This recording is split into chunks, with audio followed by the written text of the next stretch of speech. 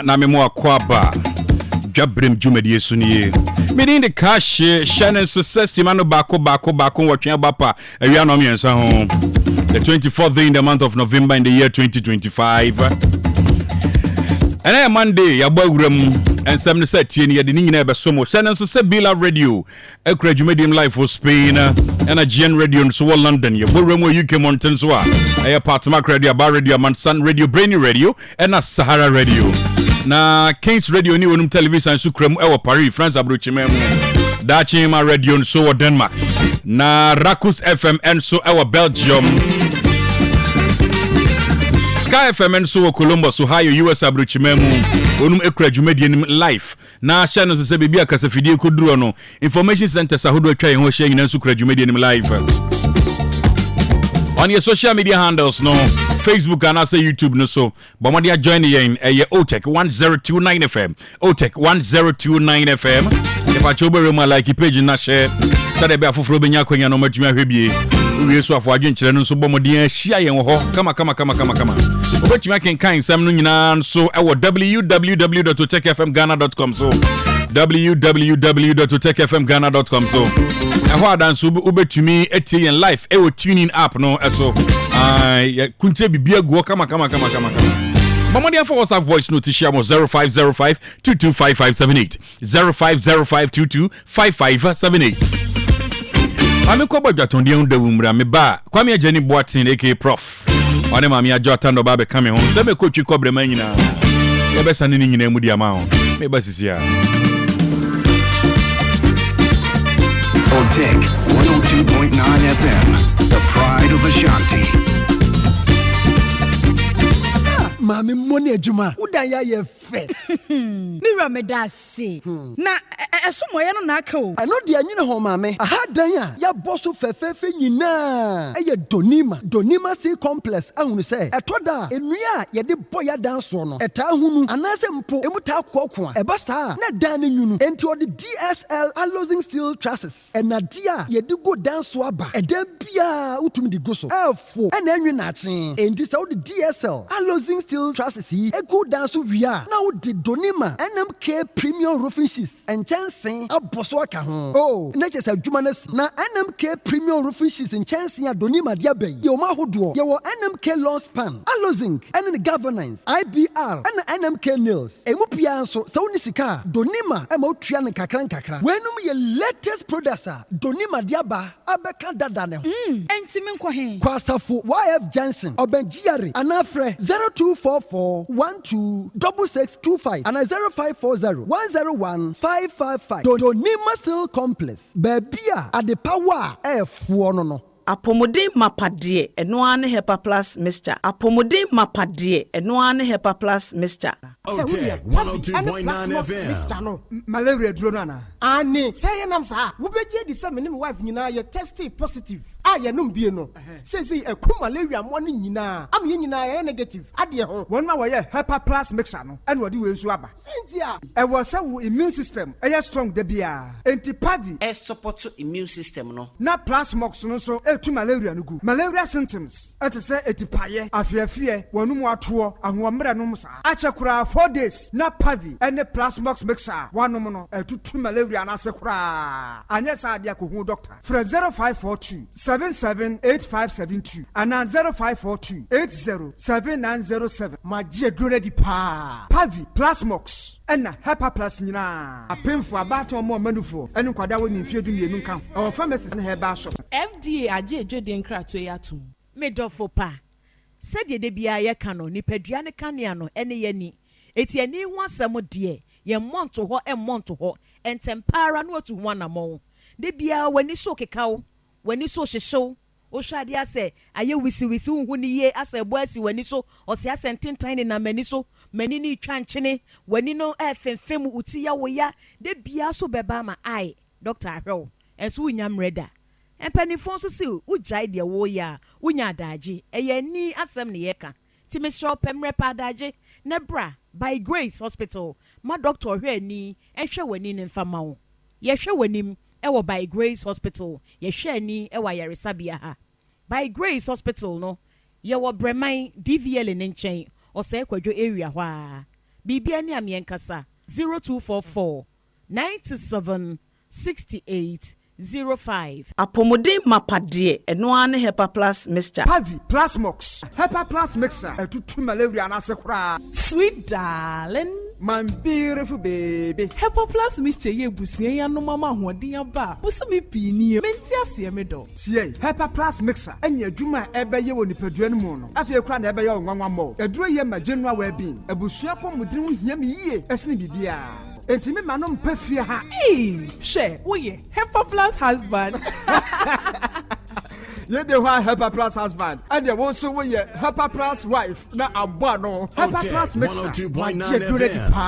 Pavi Plus Mox. Enna Hepa Plus nyina. Apemfo abato mo manufo. Enu kwada woni mfie du mienu nka ho. Our pharmacies na Hepa shop. Etufo mfre 0542 778 572 ana 0549 297-463. Hepa Plus mixer. Mapobudra mapa. FDRG ejweden krato ya. Adusa heba mixture ni adusa heba capsules. Madansi ni. Hey, enti wukwa nye pa na ne. Wase se adusa heba. Nkoko abo. Wodi asasa. Mendie, unim bibi. Ene die for once maji wadi adusa heba mixture na. Wo kan for ma me no. Oh, manoma di ho adansi. Me pa kane no. Na misisi na mintiri nyina twetwe me. Na me koko yade so tete me. Me no madusa heba mixture yi. Ni nyina tuko. Ene ma ye free. Adusa no ide. Ye tore die wonim na ye nye ho achi. Ayi sisi yade ne koko aduro kase pa. Me se ekwan so kro ne adwumaden bebrepe. Sanye adusa heba mixture. Enka mawu na onhwe. Wodo na me kra me se me bo abaso. Na nsen die. Ugina brane. Afa eya dusa heba capsules no no. Se me gina ni ho sa me ye bema mu a. Ajanie eye no krepa. Adusa nre obia tumi no bi. Adisa pemfo. Abatan ya wo mokwadanfo. Ene wona woni mfie dumien. Kumase atofo ne atofo kwadusa ba center ne clinic. Awa so me macro. Go filling station down no emu. Ene so me Pentecost asol down. Afa ene na ewa heba shop ne pharmacy bia mu. Free 0500 110 115. Adusa heba Madansi enie. Adeshemaima Valley View University suapon a agidin na agenhini ewo man mu. Watete animdifo bebre ya wode onim de eboa o man. Valley View University etetew ma woyemu a. Enti ba bia wode certificate bekọ no yeso wo so. Achechefo a wonim de na o se ni ma de kire ena kire de suapon yi mu. Valley View University kire de suade edidi suyi. MBA Strategic Management, MBA Banking and Finance, MBA Human Resource Management, MEd Administration and Leadership, MEd Curriculum and Instruction, MPhil Curriculum and Instruction. Waya postgraduate diploma in education. Ne nyina waya no kwasi adanko a. Waji first degree bia. Say eye first class, second class upper, any lower nyina. Wasaya BBA Human Resource Management, BBA Banking and Finance, BBA Accounting, BBA Marketing. Valley View University top up Emma HND holders. Enu kwasi adanko a no chenwade. Waji SSC yabodin krata. Na SSM Maths, English and Integrated Science, Winya Grade A, Ekosi D, Wasi, Abodi Krata, Maths, English, Integrated Science, SSM Winya A1, Ekosi C6, Sa necessary we electives non so ye. Waji mature students, necessary wadi free in fear num Eko, Waya BSc Nursing, and midwifery, Waya access course, Emma Wani Okuta Hack, and NAC. Na SSC waya adwuma ben fie miensa na wo an no so eye adwuma. Valley View University yewo odium ye ben real line no obetimi afre yewo 0265818266 ana say 0244786372. Valley View University suapomu okunini no.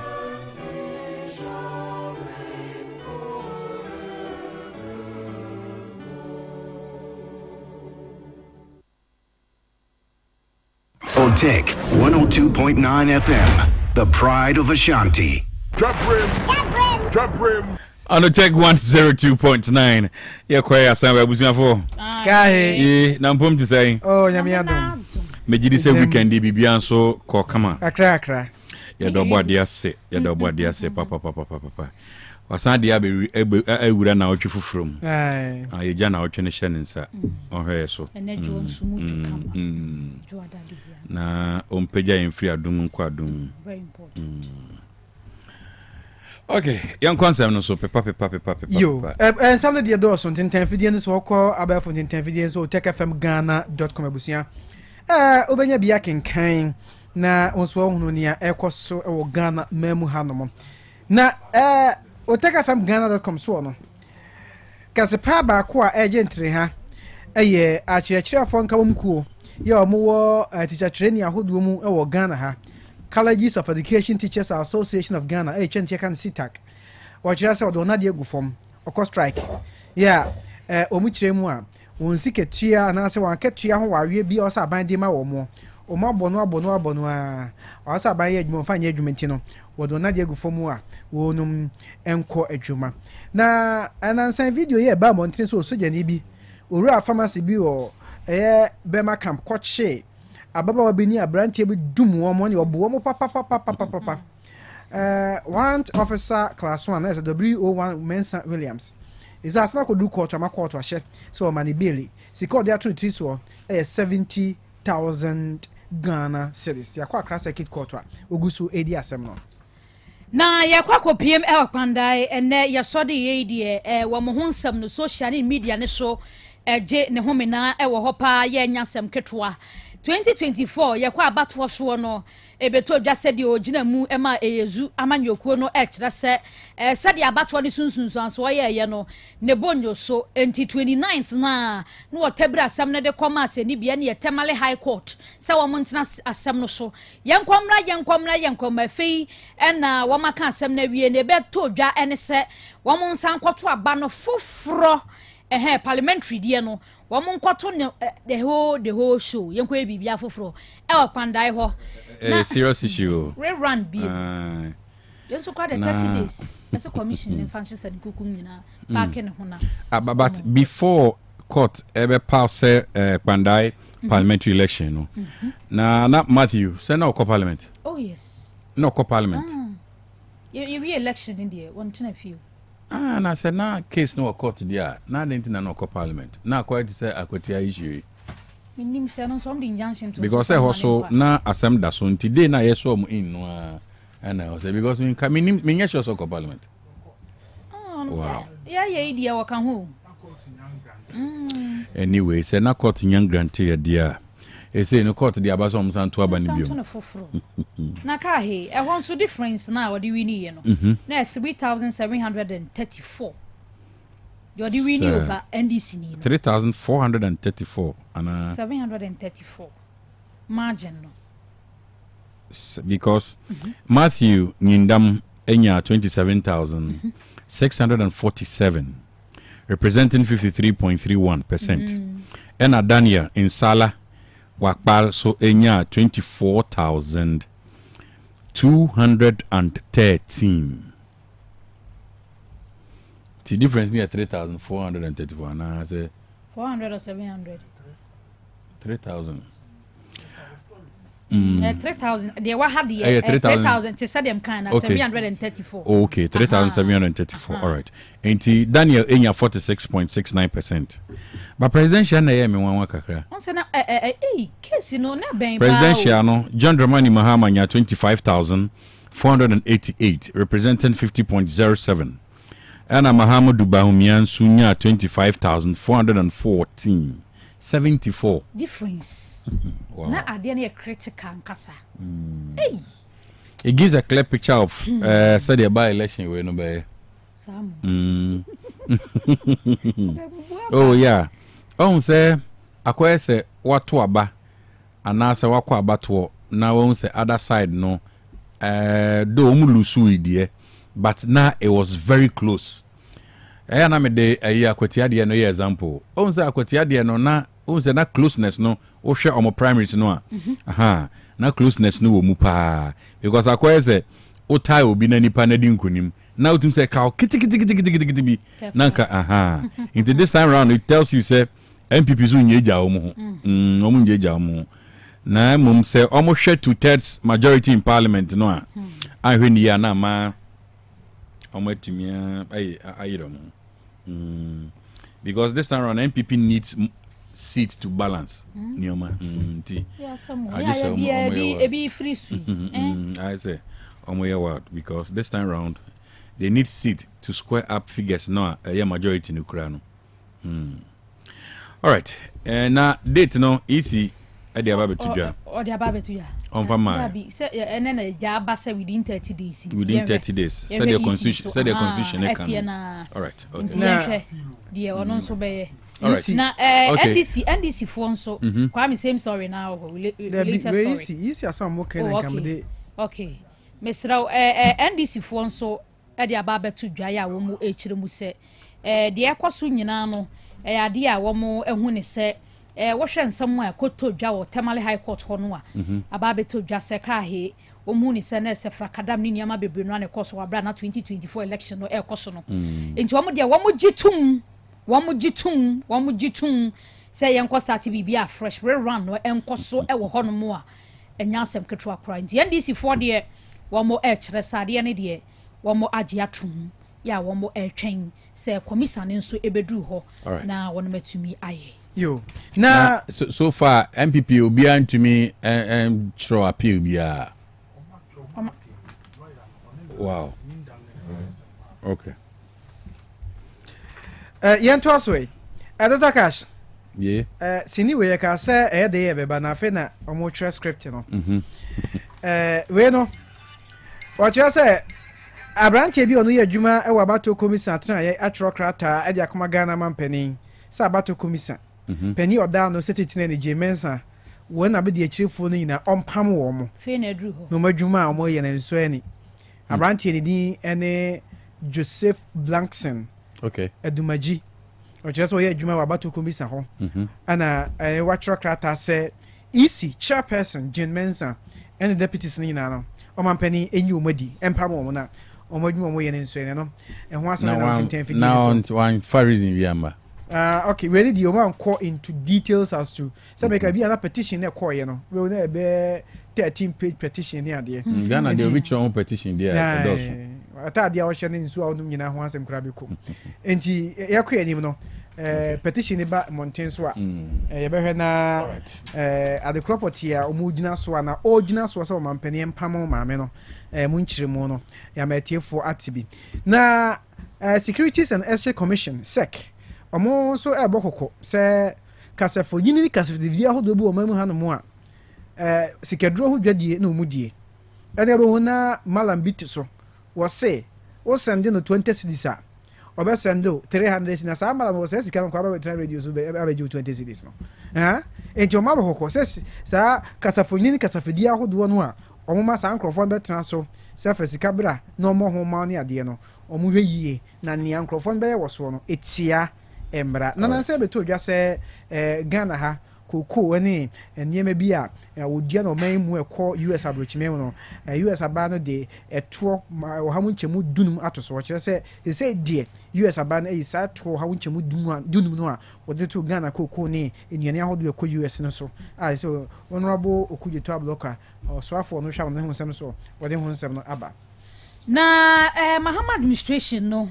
akakakra no mo first term no one more ede akwakogu aka bin my deputy finance minister Thomas Nyakwampem wakasa wo dwumade bi a ekoso wo nkrabuni mantemu ede atu dwase hwiebe administration we nkọ na hwie ye de one more Peter scandal bi ama wo matumi abom homodin aba bedu sampempenso enti we de akato na broi de one person mo complete bibia wabra scandal bia emeto so we eye ensemu a Thomas Nyako Ampem wode ababetu edwa na spare parts dealers fonso na ekase ya boso kan spare parts dealers one more a report a one more echiremu dia kire sisi ade spare parts no ne bo no one more ehu se one more expect say in 2026 prices no ebe drop no mo kire se drop ebe drop ni nyina wo mo hwe animu se ebe ba fom asin de wo mu hu nkakra wo ma na ebi atia free so de na so one expectation a one more ewo ho and it's expenses ni niam be dada so expectations no and it's prices no yeah dada so no be decline mom na mom no expectation ne se by the end of the year ana empo yenkwa afifufuro mu no na se decline no decline aba from pa ya betumi aboa wo bia in spare pass prices no drop ya boso kan wom no ka say na in 2026 there wom hope say drop no decline no ebetumi aba from bi de aka ho we ensem bi a wom tonton spare parts wo aboso kan ene wom de aba betu edwa kai ya wie na already I don't share back on me before be kwa wodan chia so na nya botrensa yo asemba nya botre global info analytics Musa Dankwa omudi biaba omudi biaba na alongside no so no for party ben for NPP presidential race no aspirant race no na colleges of education there no so my sit again all right okay omudi and the base custom they say pe kakra mom na na anon we am me mom fro I was sit again for no when you want to do answer Musa Dankwa dia ba betu dwa se ne report no yeah te se nyoma wokunche di egu ho no e kira Kennedy Akrompeko Japan one Dr. Alhaji Mahmoud Baumia he say said ye omu fachichire fapem no he say in fact mfapem no kwafom kakra because I can see no aso ano yedin ba na wo hwa momentum om gadaye no kwafom though kwafom die but DMB still leads the race okay now according to Musa Dankwa no say DMB leads the race with 43% and Kennedy Akrompeko Japan also leads follows by 18%.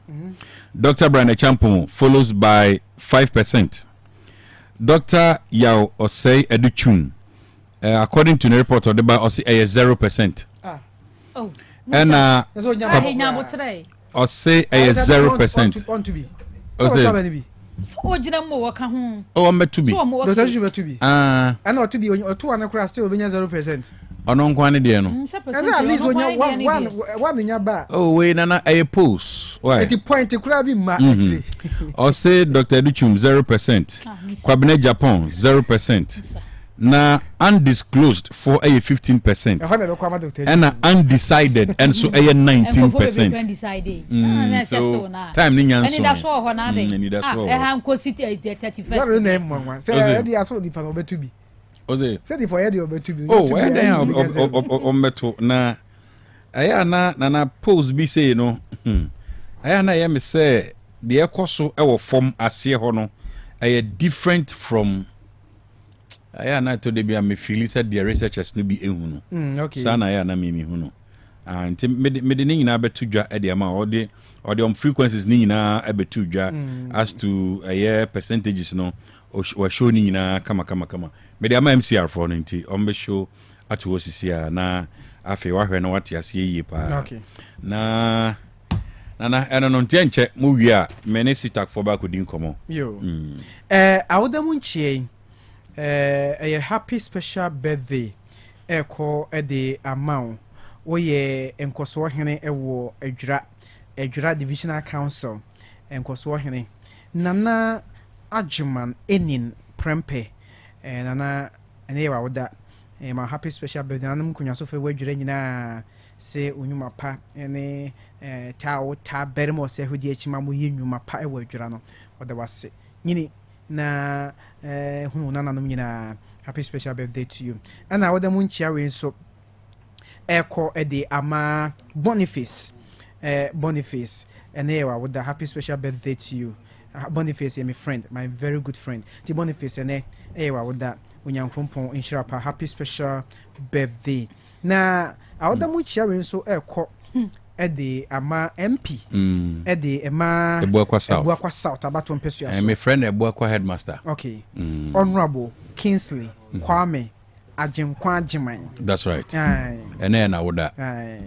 happy birthday ready primary so yeah my happy birthday and happy birthday Wycliffe I no waso kwa MPP no so my happy special birthday we knowledgeable na se kwaso ndi compromise na anyo ono so interview no promise so eno na kan apomdi ho asem bebre bi a so kan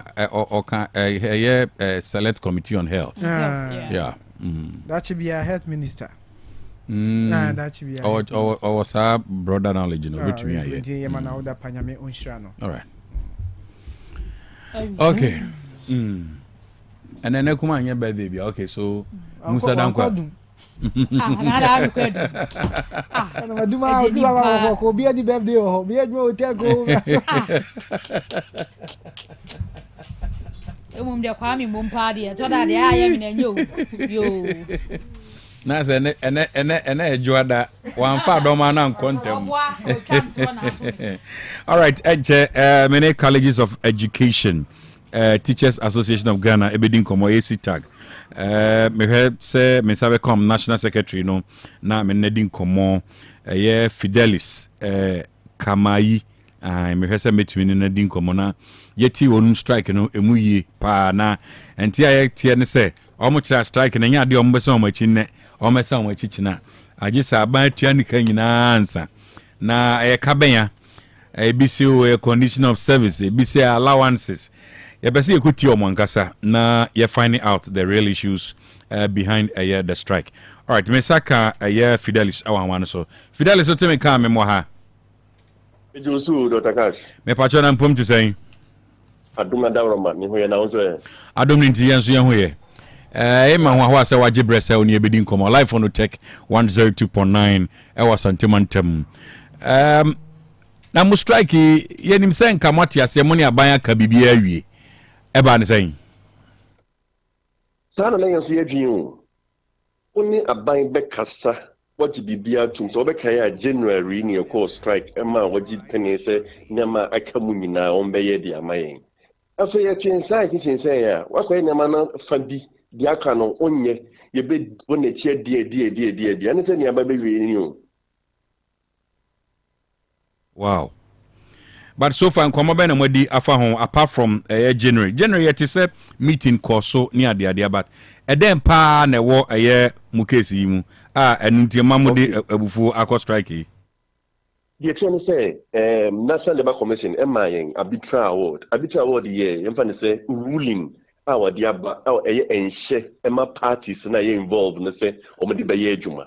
Now as part of the arbitral award no na e was say omutia eye bosome baako akatua edema achechefo ayo colleges because 2022 ye adwuma from January to December ya ni ahome ena emremu no etiamra say obema eduma yoni ana eduma yefo aye adwuma abra ma nyina ahome enti omohia aban say onta bosome akatua me no ka say omotia eye 7 colleges ama aka 39 colleges omonyin from 2022 to 2023 think a tekunpo de tekuntini ye e wo 22 year 25 year uni ta tekunkwenti nye hwe eno ya bona aban intia uyi eno efiri ho a eye 2022-2023 academic year na e wo so mutua eye book and research allowance arrears e de mayen ena 23-24 so another arrears so e wo ho e wo so mutua eno so aban no intia na 22 na omutua allowance no bi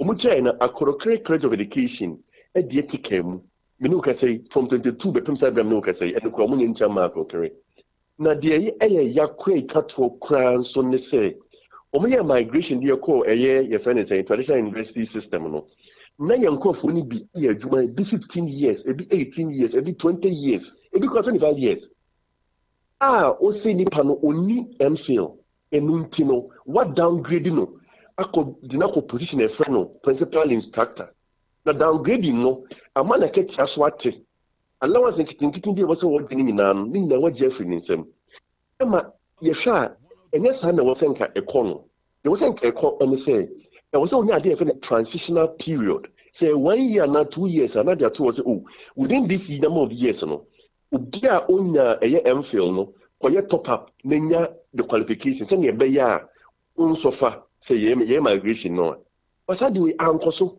ama mpenimfo pepe omo yakọ pension what do man go to principal instructors ama in fact ya papa it is an yema way na yegina so ntia ye say ye de na de egu ayenko adwuma. But I understand say Labour Commission frame Emma muko wie Fair Wages and Salary Commission eno so ekosi say say obekaya 27th October ye ma press release ebo aban kokose se bosome ne kwa wieye na niema no wanya enka 7th November ye de na de biguo emu ho na National Labour Commission friend say yemra ni mesin kunya ye call ye Fair Wages and Salaries Commission by Gtech wama ne say ntino o man to me amma directives dia ama mo share say ene yansambra on the 19th of November na yenhu de bia asam no o mo di besi go do ya Gtech ni fe with this aya no kro e say enkrata wo so o mo tro e de Ministry of Finance na oye payment no o ma tro o ma yefu no apps so eni nyina no o mu ntiaye enyo mo nkwa na yefu na eye sitag nso so means yefu na bebre ewo eye Ministry of Education ewo Ghana Teacher Education Commission Gtech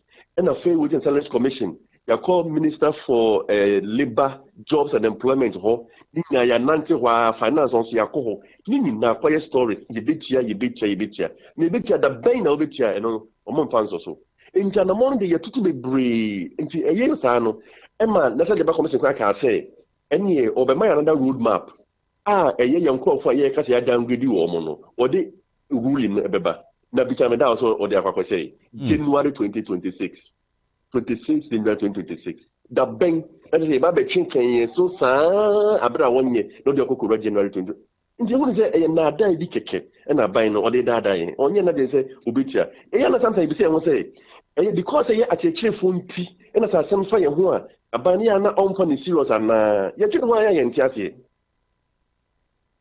All right, so money employment minister share no na labor minister share no and is any that's what be and or the amount so far. Yeah, ni share no ka share yen say obawa ko hu minister for education na wabua se na be ya ode niam beto ne eda na nya won kwampo so ne yakọ the select committee education select committee of parliament honorable Peter Nochuho ama den kratai ni bi dia kwa kwatre no mo no so se okuhu minister na ne wo se minister ye no na waye munu ka say hwin santu won so mai enti no ase yakopem ye ni hweye de wo se ya nse try ka na wo se yeko.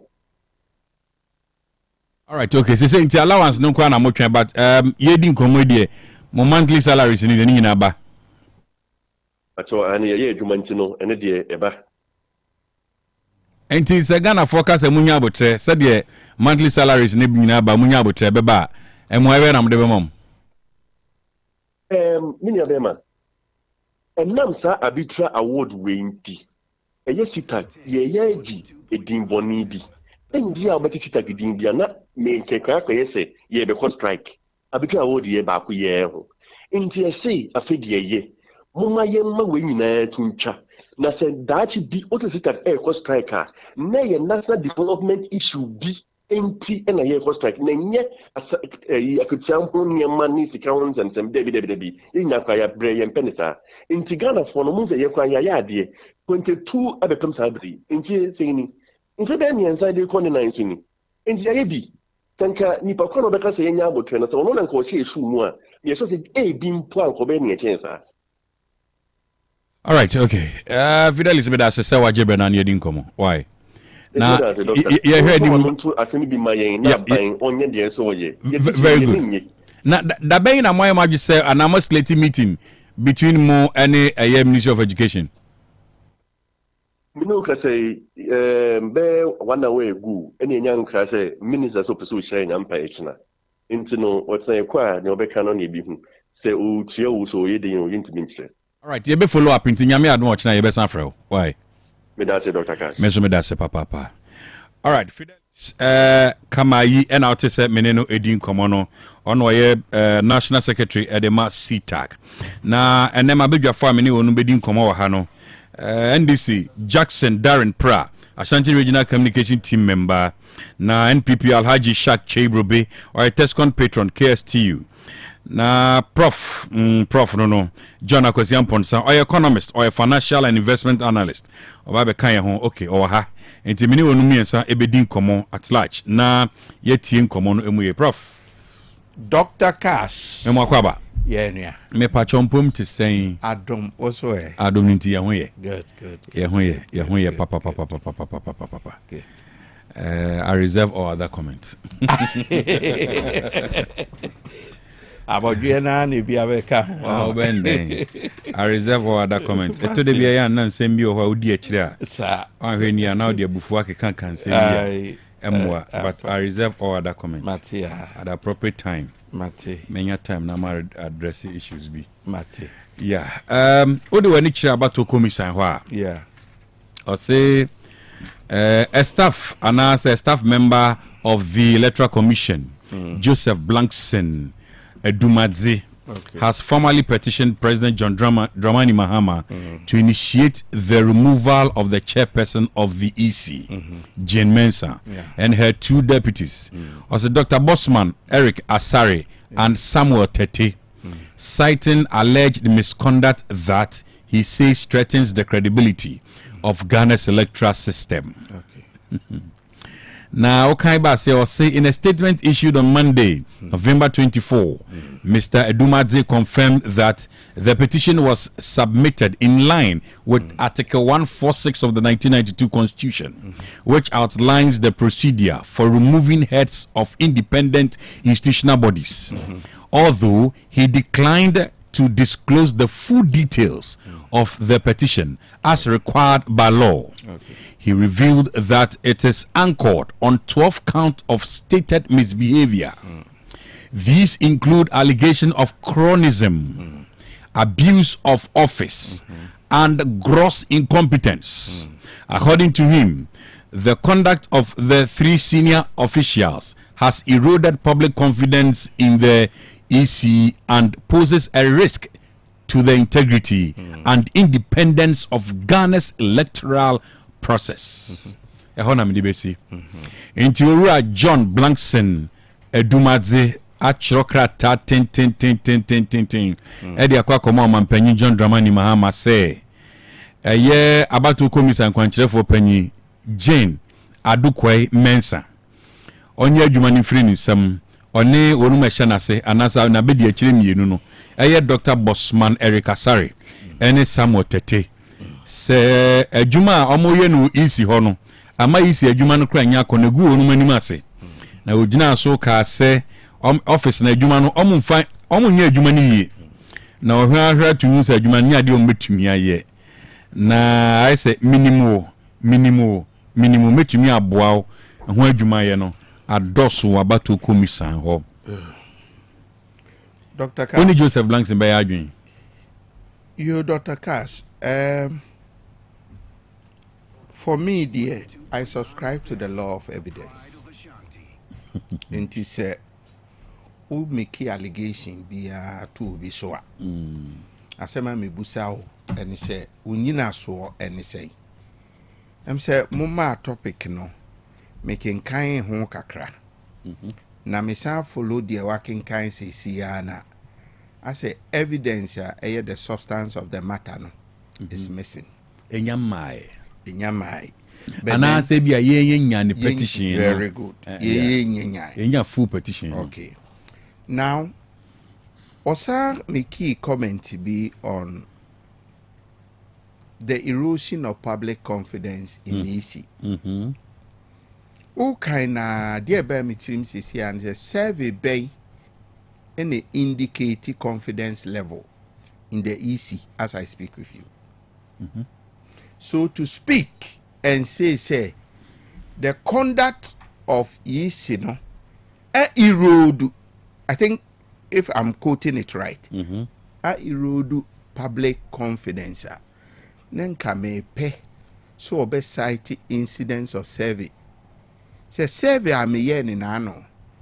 Ana say faith analysis am ye ni nano pointed to the fact say yisi no conduct ABC enti public no lose confidence ewono mo.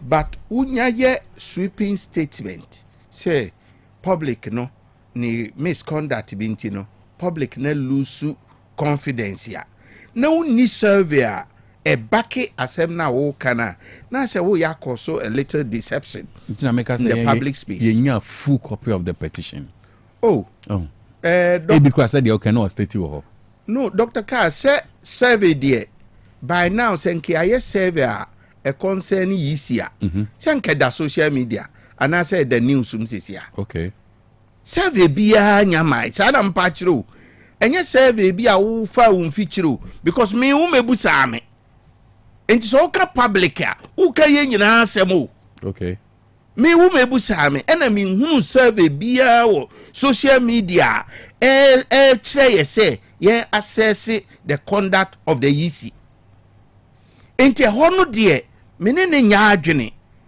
say owo ni statement ana say o bibi tia Germansa eno no ye ono na asem say obesite incidences bia ebia me ne umienu ye nye aware media ne say he fails to disclose the evidence of the matter ebia ebebe chiri eho no de mene ne ya adwene se wono na akohu ni bibi enti ye betwen ama watenda in the evidence na chire misconduct on the part of EC but so begira ho ka chire ye say public confidence is eroded in the EC dia adabraka Dr. Cass woni ne nya adwen mesre ne se onfa survey a chire se Ghana nyina source public inti Ghana nyina survey chire se yisi no ada suban ABC edia inti yempe Dr. Cass maminko the political dynamics of the ecoson all right hwe Dr. Cass abribia no yisi a owo so a officiate abato no se party bi hu nipa susu se ne yoyo bi entimi mwa election ebe koso anase ebe ba o saase eda suban bi adi e kire se obetoto efin agu odwan no ho ne aku odwan no if say at the end of the day no odwan no na ye referee enti minim nipa a opetition ye no ne political affiliation however uhwe trends ya ekokoso a wo na abetimi aye sa research no de ato ye yanim se okogina anase okofri MPP mu a ene ene meti ase ene me ready political inference into it se okofri MPP mu a kamia ye se nansen every 2016 right abato etu yi yeah abato yi bei Dr. Cass kamia ye se election bia MPP any NDC ebekono na NDC ekokuru na bo say ye by election say ye de yo nti wo hwe trend na ekona ase bibia ekoma NDC ena woko parliament ya wonu mabro won so a ebi kra friend to test majority o mabro won so enti say MPP ni ena ekasa say dia and I can read meaning into baby as him no free ba. But Dr. Cass, what the politician has forgotten is that the dynamics of politics 10-20 years ago is not the same as today. Dr. Cass, ene youth netwaba, youth ne decide who becomes president of the state because they contribute to over 62% of your vote. Over 62% of your vote yet to aba menu the ages range between 18 to 38. San kodawi ene to aba. The dynamics that politicians don't know, ni say san kodawi yet to aba no Dr. Cass, they don't have any orientation to the past. Say me belong to UP, me papa ye we. Tisi krum ye survey ehunu say enkwada na aba no peer to peer campaign is what is working among them. Who they think can rule us and give Ghana its well-deserved well-being. And enkwada we epe. 2, the dynamics are such that Dr. Cass Sabre no min friend no Benjamin bre if you say near when yansafo pa wo ho a ye di won na ase abedru sabre no opportunity ana both political parties enya enne omuni sa opportunities ni bio no eye mienu at the time Dr. Cass ube kaya na se ube tie news a na GBC at the time 92 coming so ubenya news etie so obi abokro no so obi ayeden so we propaganda so hwan na ebe kire propaganda num no one medium of communication and a name. And then Dr. Cass, your media house was saying Sabreno eto subio na social media enyamai. And then Dr. Cass, social media abama kamia yese enye wu show na obeya kono any eloquence crowd any sebi charming voice. In fact, and then I'm tell voice the pa. Sir. Aye. Say from enum the enye izo. Masa o deep voice. Radio voice. Me tie na say that's right be man e ka say. So, enti so ansana ubetimi aduru level a sebi ka benya opportunity na unya 92. Eba be see the era of social media no. Ene wo de totoa Dr. Cass gap ni ye huge. Ene akora fa phone who can tro obe verify on social media. Dr. Cass ene AI aba. AI. No matter the algorithm, the mathematics, eniema kane na obidi sebi about 30 minutes ebe trans ya aweke I find the sebi ratios of the budget, you know.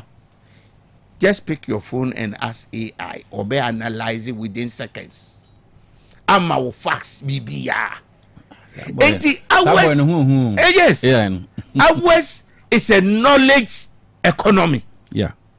Now in a knowledge economy and I said knowledge society mono. You fulu obi haju no. Dear parties in here na yemesre.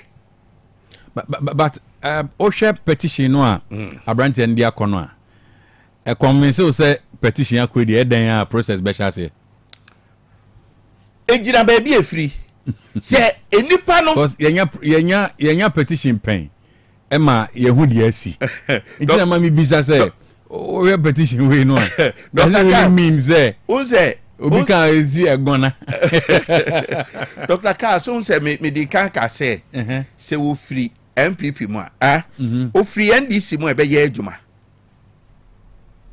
mark me di kan jira Alex me no so Mateo say but ye hwe grounds for removal no me dey say ye hwe grounds for removal it shouldn't be say or say free NDC ni bi ansa na ye adwuma even say MPP ni bi feel say the maame no e bi adwuma di a wadi ama Ghana no enso ani na obechu kuntiri sa kratan de ama mampanyia say wakunche sa ni kwan say si mampanyia kwan say obekan kratan no dey so dey say one evidence and weight okay of the substance in question be determine there was a mampanyia say be so far me no mienu tie gross misconduct ya waye no minu mienu yankan news me nkama se me nkan news wo ba bia say mama Germansa a commit crime ABC a minu yi kan because me kan ayini sisi a and may outline procedures okay I say na procedure 1 2 and 3 very good and say maybe probably say procedure 4 crabeba okay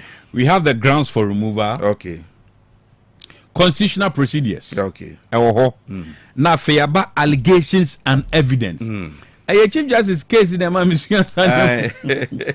Dr. Cass Mami Musa for want of education Mami Juan didn't see so Germansa my pain didn't see so why is a former president Akufo-Addo former president didn't see so enyame nwanwa see ebetimi remove no you see a honum nana may share the constitutional procedures may say yenya lawyer be a baby son say under article B of the 1992 constitution and a petition we the file and I also the file yes that is what we want to find yes out. Now Dr. Cass and I may say adie bi so wo ho a wo ya e wo say wo evidence no e grounded and logical to the people of Ghana so ubetimi aye processes ni nyina a file say yen remove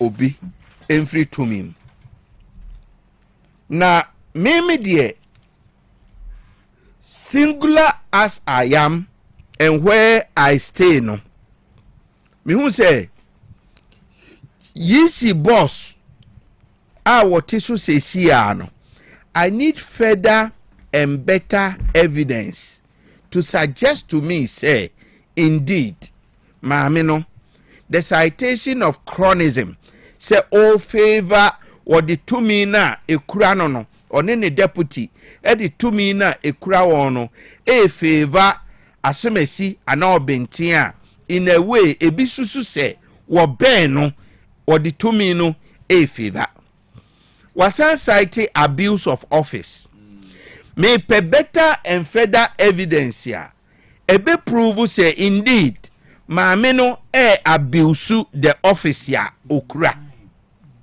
say whoever is interested in the democratic dispensation of Ghana etiminya evidence say maame no de wo ye no emmoa kabima men kabi amamuo na ebeye obvious mame tibi dia any of course menye nyina so papa the apostle me judgment. Okay. Now as it stands no onu amu otwere ye say or the evidence ato ho kakra until further notice. Ebia na suban bia daadi ama saa nipa ya wo twere lete wa hunu enti wono wonim di ogina so na asemba public space na se ye nyina ye betimi aka bia ye ntimi nka as intellectuals as we are without evidence until say evidence no beba be todwa no even the process of investigation any whether it is lawful or not lawful no to me no that is not what I'm actually looking at as we speak. It is whether the petition will be agreed to. Yes. They may share role our president any chief justice be play in the removal of this process. So no dear Dr. Cass. I'm say whether or budget to man. And as we saw the Bema Council of State. Say dear Otimi yi ba kono. You see, baby a to me what dear Dr. Cass. Baby a to me what. Dear wo pe obeye. Dia kan nyina e proceed. Though na yenim say dan ya be do level way. Yes. What I say, dear President Mahama susu say ebeboa democracy. For me, President Mahama eyi mami na emwa democracy a menene nya adwene. So yi mami na evidence support to say ampa ne misconduct binti yenyina na misconduct na kra na it should be proven beyond reasonable doubt. And me can say he who alleges must prove. Enti se wo susu say waye ABC a fasa kwa no so na enam say ye wo democracy munti no kam yesu yentibi. Okay. Because yenu ne ye betra microphone mu etu wo no ma akafo. Enti se wo person initiate process bi against obia evidence no stronger. Dr. Cass, I for one I will support you because me obia ade ye mabufu oriase ene say ubenya ade ye friend of public office ana aban adwuma na wa adwiri mu no ube bodo lase ana say wa adwiri mu no ube wia oman no because ho na office life airful. Okay. Dr. Cass, hwemo adwuma mote ha eyi memfa mon compare aban stations bi but share the rate of work, the rate of professionalism, the rate of research are a common jumem. Why? Is it because it is private? Or is because one person we are disciplined? Say, who are decorum be, who are personal principles be to abide by? Okay. Mr. Suse, si enya say ni pay be say, ko handle on my FDA bi, ana on my adwuma bi a. The standard I see no ebe kosro because who are conscience and a principle to be guided by. Okay. And for me, adia bufu oriase ne say ye chichire o man na obi say ono de obewura politics and now obewura public sector. No wura where was will contribute to my economy ni grow no. What the misconduct any suban bia emwa dodo no ye yo ebe ye juma me sorry tia. I don't look at your affiliation, I don't look at the politics behind it. Dr. Cass, many woka say akosiam ponsa ye president na enemi to helicopter na mi wura hospital na hospital ho patients ehia care na mi hunu nurse bi okura phone a mi meyi wadi straight wo be kofie me type no me type of leadership no because I don't see why say who pay holiday to flex on your phone stay home. Na me ekamen ko a ke ya semra keten e wa ban adwuma biam se uduru office ane age phone ato emergency ba obi be fa phone no na ya frɛ no abe receive call no na asa akɔ ko beni he ya Dr. Cash ya yiboni ebe di president no ohun say laziness contribute to poverty. Okay. Entity no ye o se travailler, il faut travailler simple. Munya juma. Dr. Cash, you must be there 5 hours a day. Because ye juma. The discipline of work 5 hours a day. Enti me hunu say obia owa ban juma mu a obebo lase odi ni tumi no be favor ne ho ne nkrofo bi amadodo na bre no. I don't check your political background and affiliation. As far as I judge and see say usuban yi ebebo man no usuban no ebe mahiafo abre usuban no ebe siphon ni Ghana sika usuban no ema Ghana enkonanim empempenso ayesusu se e wo se kwa you need to be fired. So for me, if the government is to do its own investigation, na wo hunu say wo nyina so se obema ma me na tenase anaso obeyiro no se nyina so no onfo metudwa eba public ni nyina hu. Very good. But petition wo mampanyi tie na ekoban se otu hu anamo a anye bia betumi aha electoral process na in the upcoming elections in 2020. Upcoming elections ne there any medical lay foundation no politically obi ani so to me ene kokromoti no ente se first Dr. Cass ene kokromoti na to aba no about 68% no mon kan sa youth no film sa machinery and tronic propaganda ni memeji we free hosem no enye no de ye hwehwe ni say when na de pepeye ebe kan abeye na on officiate krono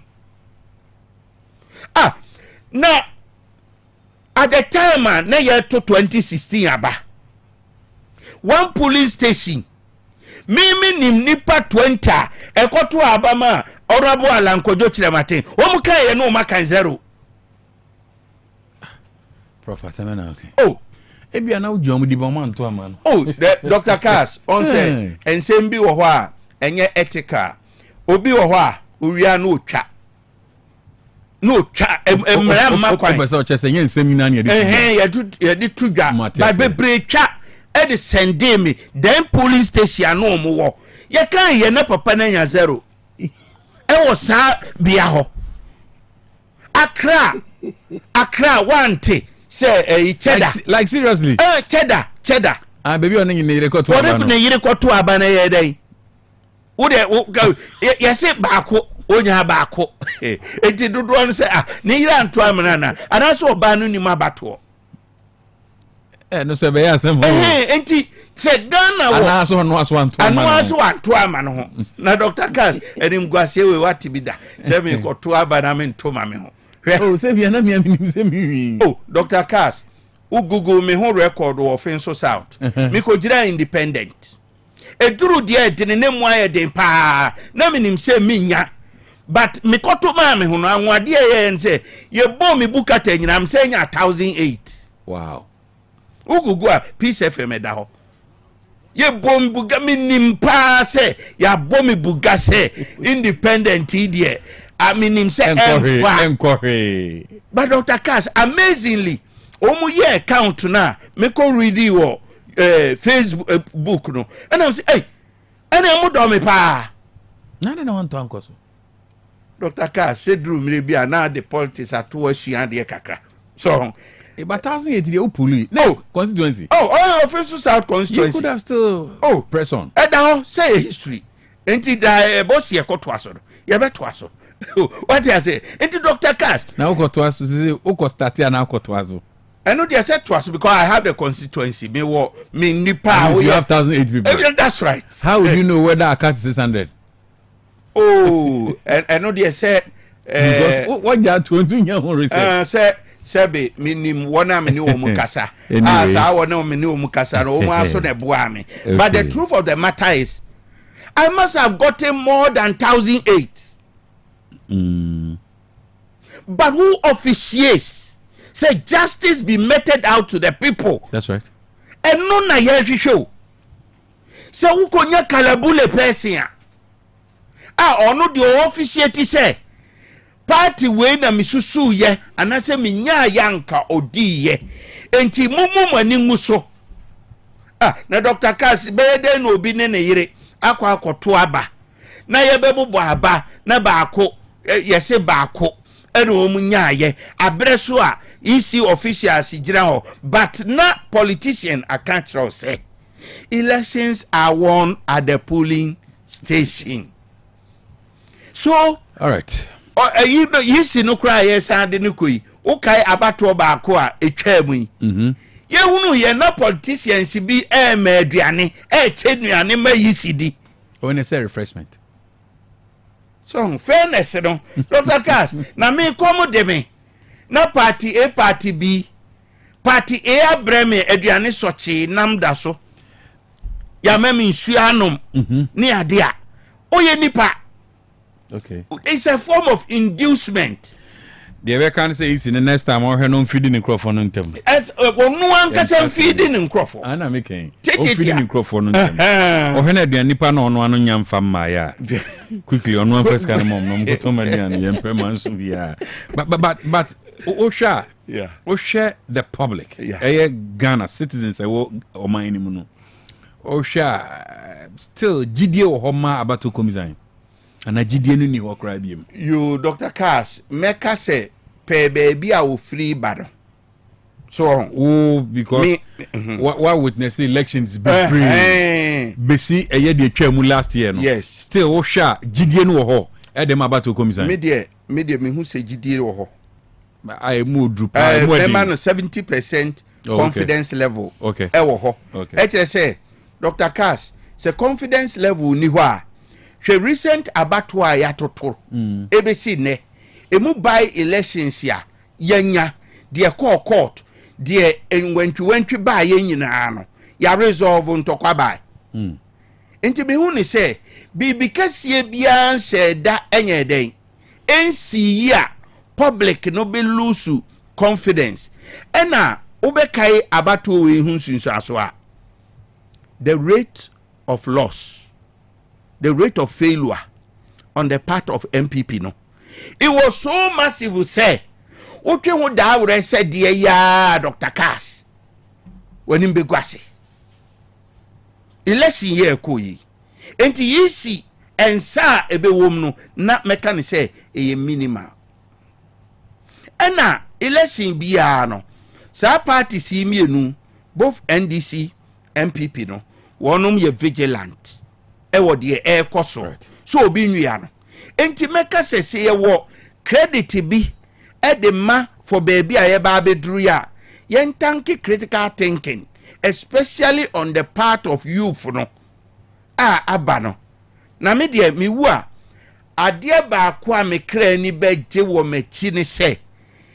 yenya the next generation you can fool them to vote media na me kra hwehwa no say ebedru mrebi no the politicians should not be able to fool anyone with the machinery of rhetorics nemum adwuma wo beye eho abato ene wo se de ma wo mpanyifo se amfo ene kire ne nto aso so ba na wo ye adwuma ne so ni pani a enhia kudita Dr. Cass se unya disciplined leader I'm telling you, with the wealth that Africa has, Dr. Cass, say the next world leadership after Asia will be Africa.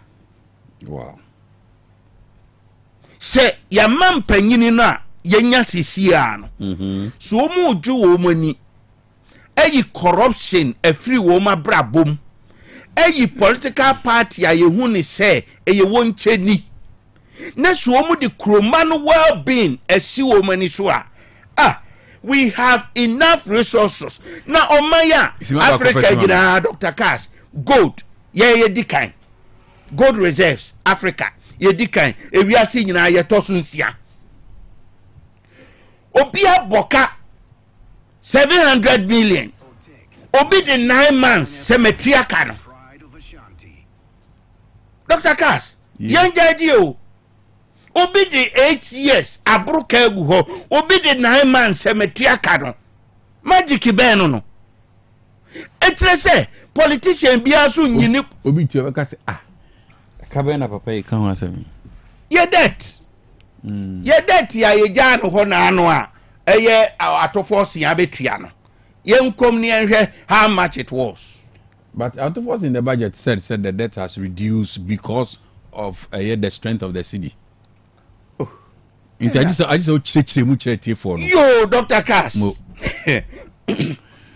and he say my chemuka krabina me nam humra why Dr. Cass and he say the strength of the city no say o hwe ye debt na euro bond na ekoji scan free ye tuaka no in dollars meboa yeah and as a city na holding against the dollar na ba forma it will mean say e was see a sister city si bebre nyenya dollars kakra bi enti ema ye ka no weight no mu ye den eyedu now city no enam say ye wo gold reserves na gold reserves no so turnover no boa Ghana sika na afi ya senya another gold commodity a ye de call for exporter beka cocoa export no hunti no ye forex akodoso that said no ama ye sika no a sebe eye Ghana sika no the rate of depreciation no above from ababedru say we $1 is equals to close to 11 cedis. It's between 10 and 11 cedis. Yeah. Okay.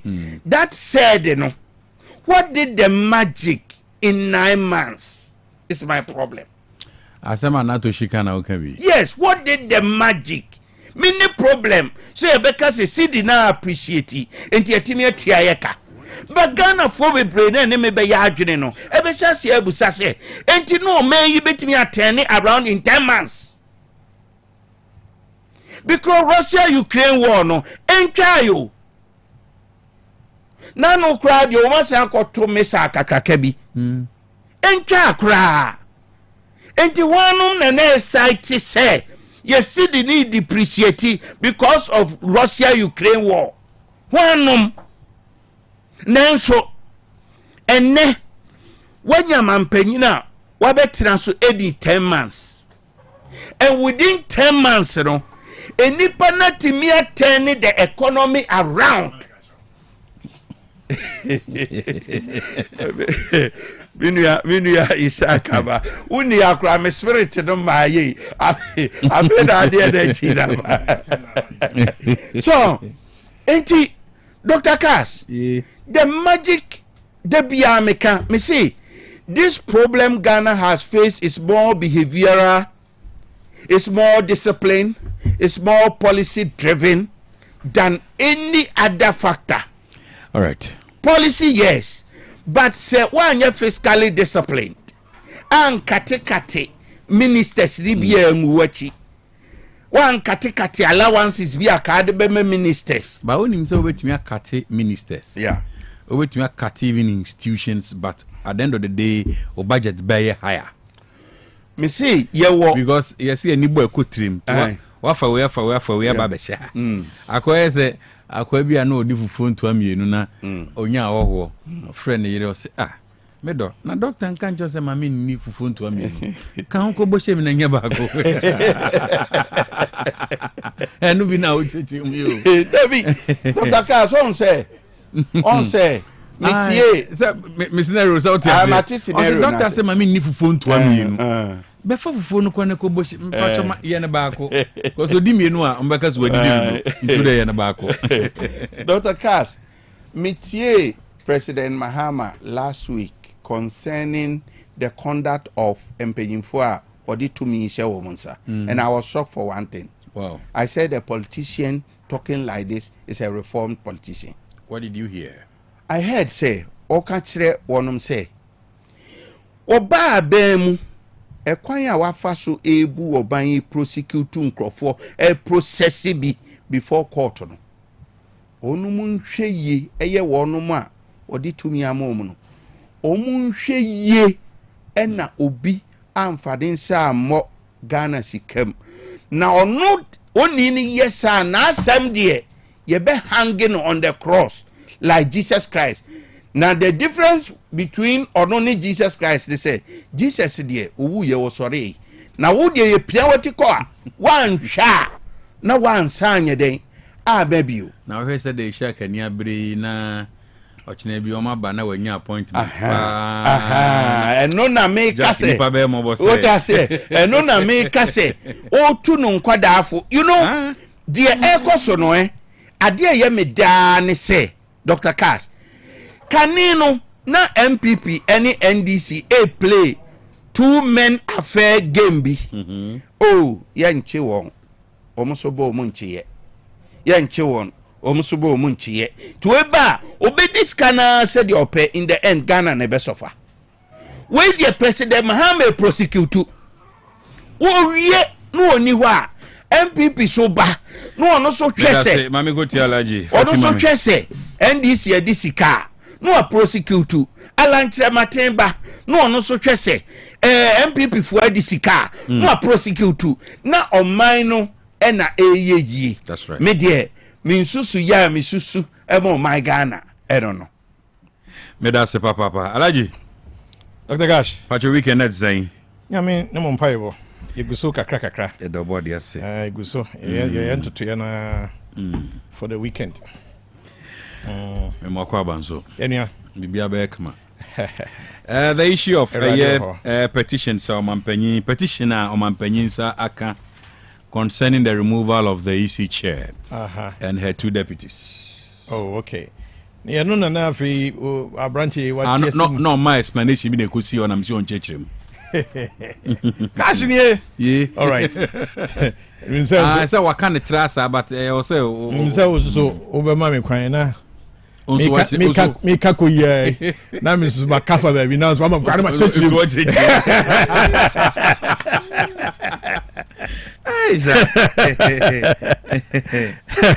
Mate emize e farmer sum ko na me ntem ho ase de obechechiri. The fact here focus on a deep dive. That's right. Near Nam constituency meeting. Polling stations. So see how they weighed the third round of the deep dive. Deep dive no send you be better. Oh, mo me da say. And so be church him. I me church him.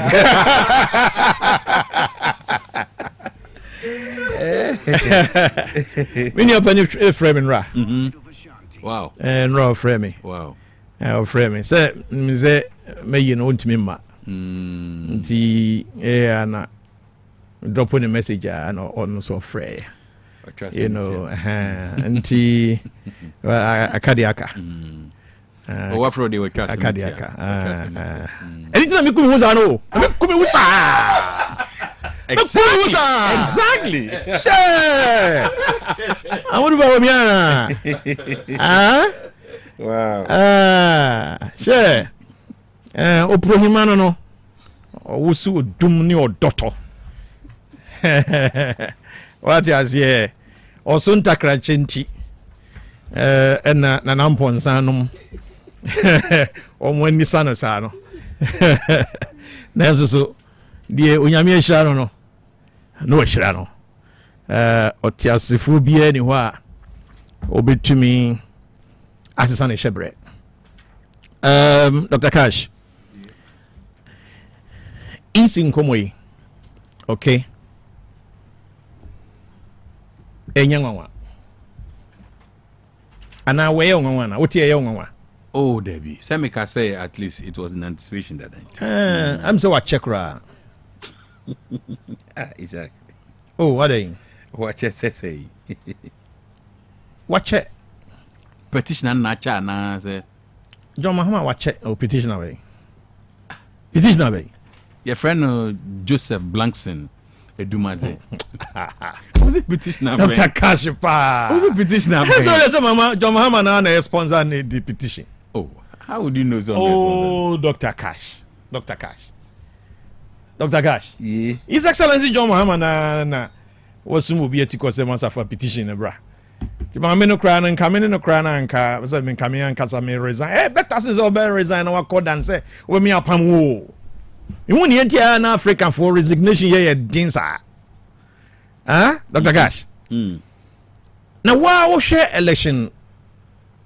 Or friend is saying 2024 year, mommy conduct to year.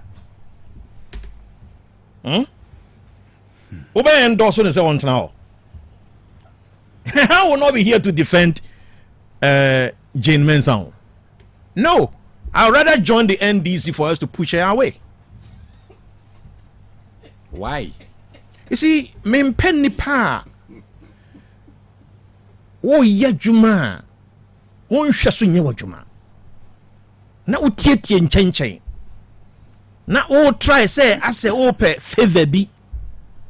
But what you say? Sure. Enti electoral commission omo budget mu no security ngan. Eka ho. And you do know how much this nation spends on one election. The current election minimum, but Yera Mahama 2016 no spend for each voter $15. 2016. 2020 Adodankwa Kufuado spend 7 cedi 50 cent. Yanko Bobosia. Per voter. Per voter. I'm yet to find out 2024. First also say Yanko Bobosia. I'm yet to find out per voter how much we spent in 2024.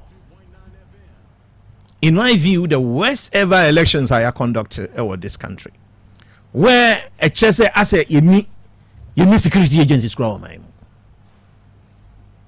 Is now so exposed on one coalition center crano is being overpowered by the NDC tax to transfer on one coalition center crano went to be collaborating with security agencies, particularly approach for anti-Mia Manan, you know, and yet election coalition or coalition center.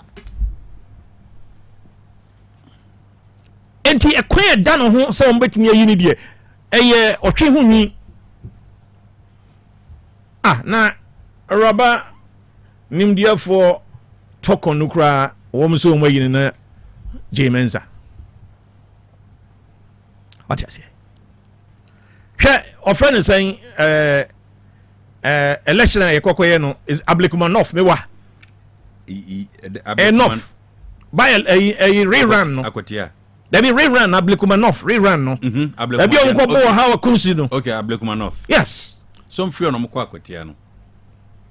Sim no echre se near to aba na se echre se near Afghanistan and na se Iraq. You know Taliban forces any United Nations forces any. So maybe Dr. Cash on this particular subject there because me war sympathies bia na meboa and I'm say deputies meboa Bosman Asare ne Samotete enti yene me headan yi. All right.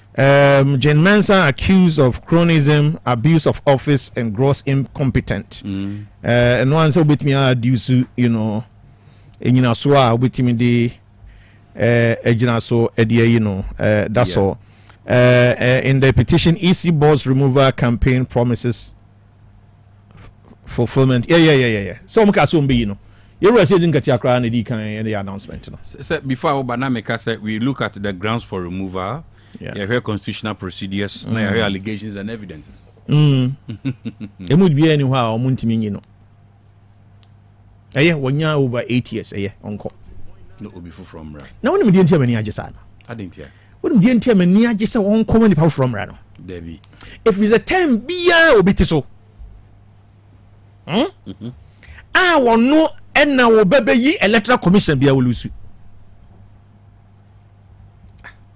What's it?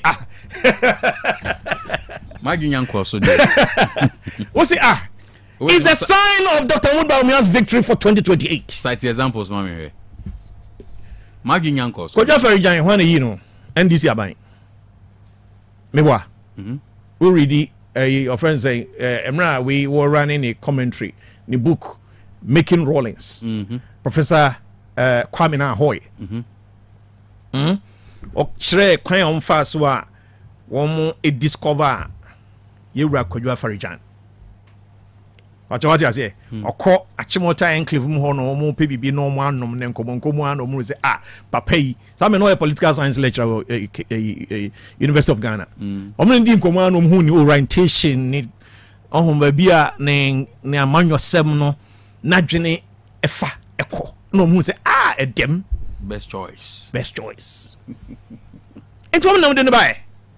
And you want to see in here this year coffee cup on the word you come for His Excellency. Sure. Yep. On the net pension elected. And ye or friend is saying, ye Ramahama buy ne pension so. And what they a rabason or Charlotte say and a buy. What you say?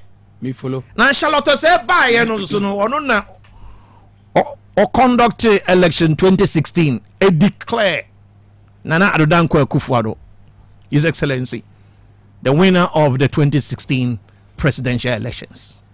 And Adodankwa Akufo-Addo na appointed on. That's what I say. Now Adodankwa Akufo-Addo appointed she menzaro. Ne peso.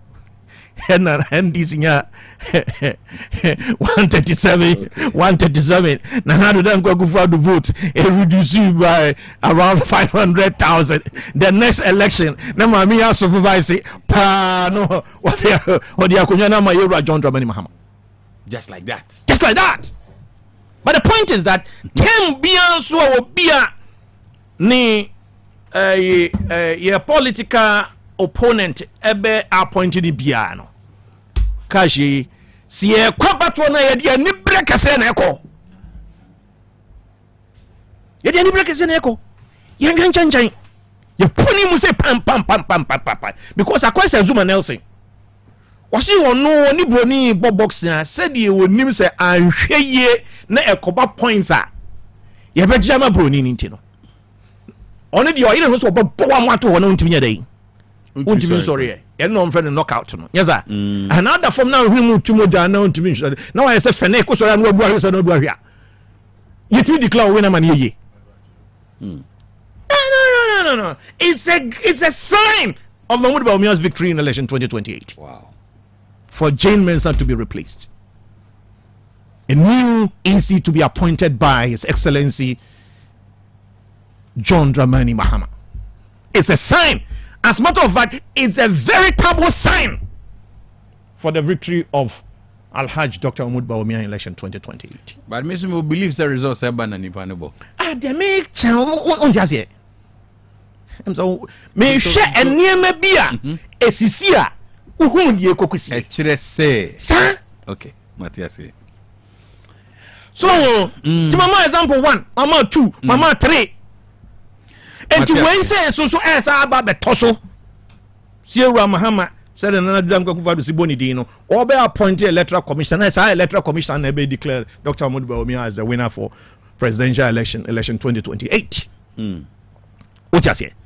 Entino media ahana die nyadia me wo say me wo impediments bia if reserve. All right, time need to my here.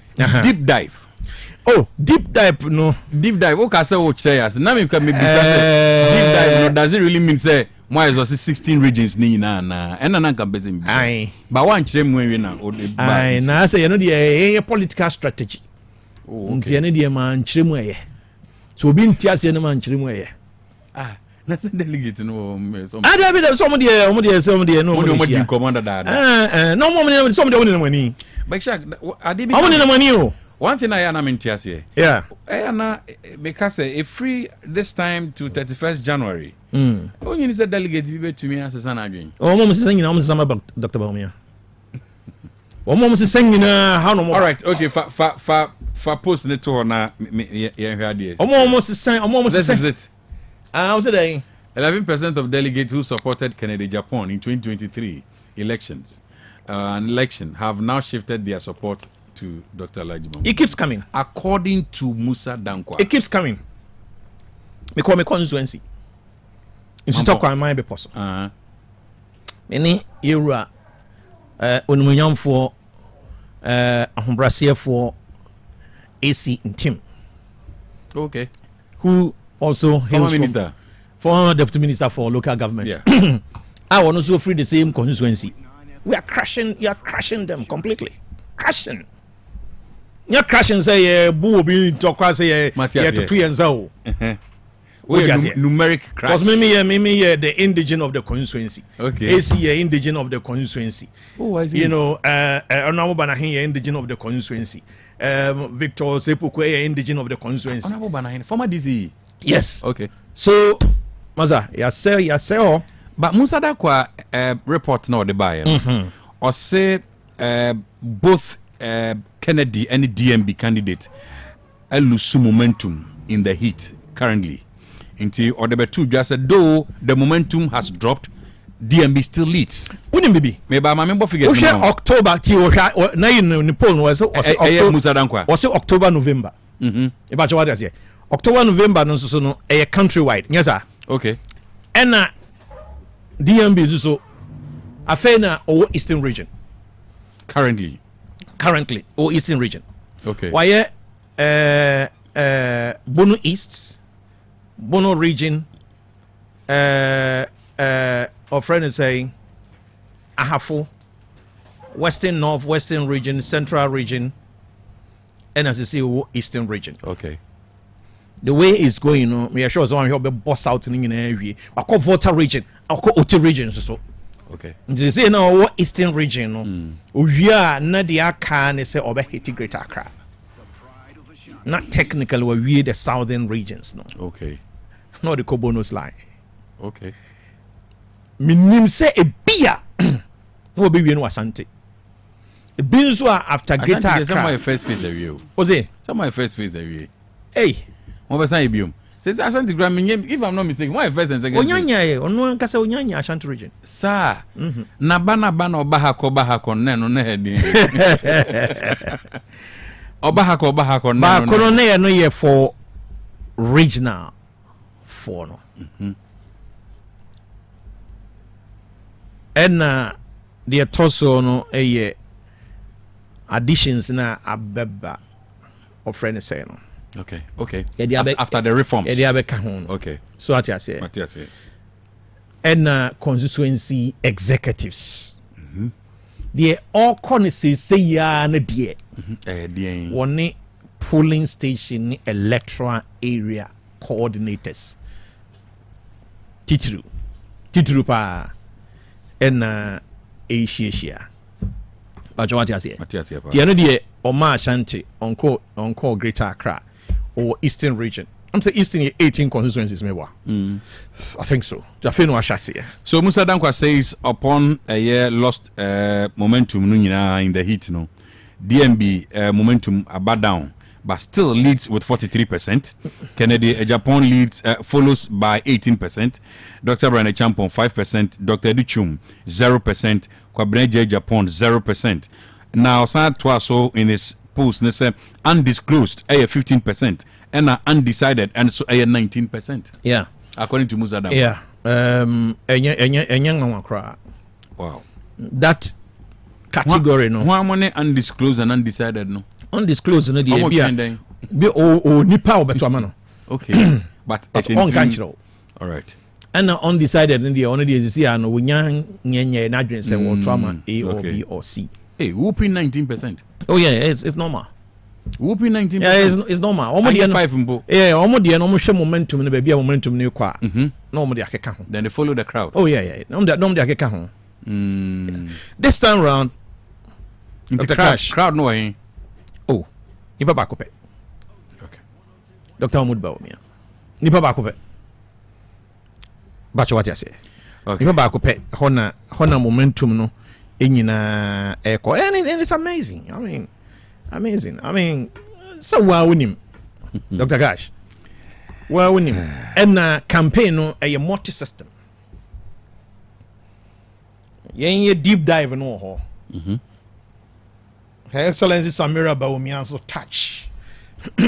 Alan, she was in the region last week. Obesaba.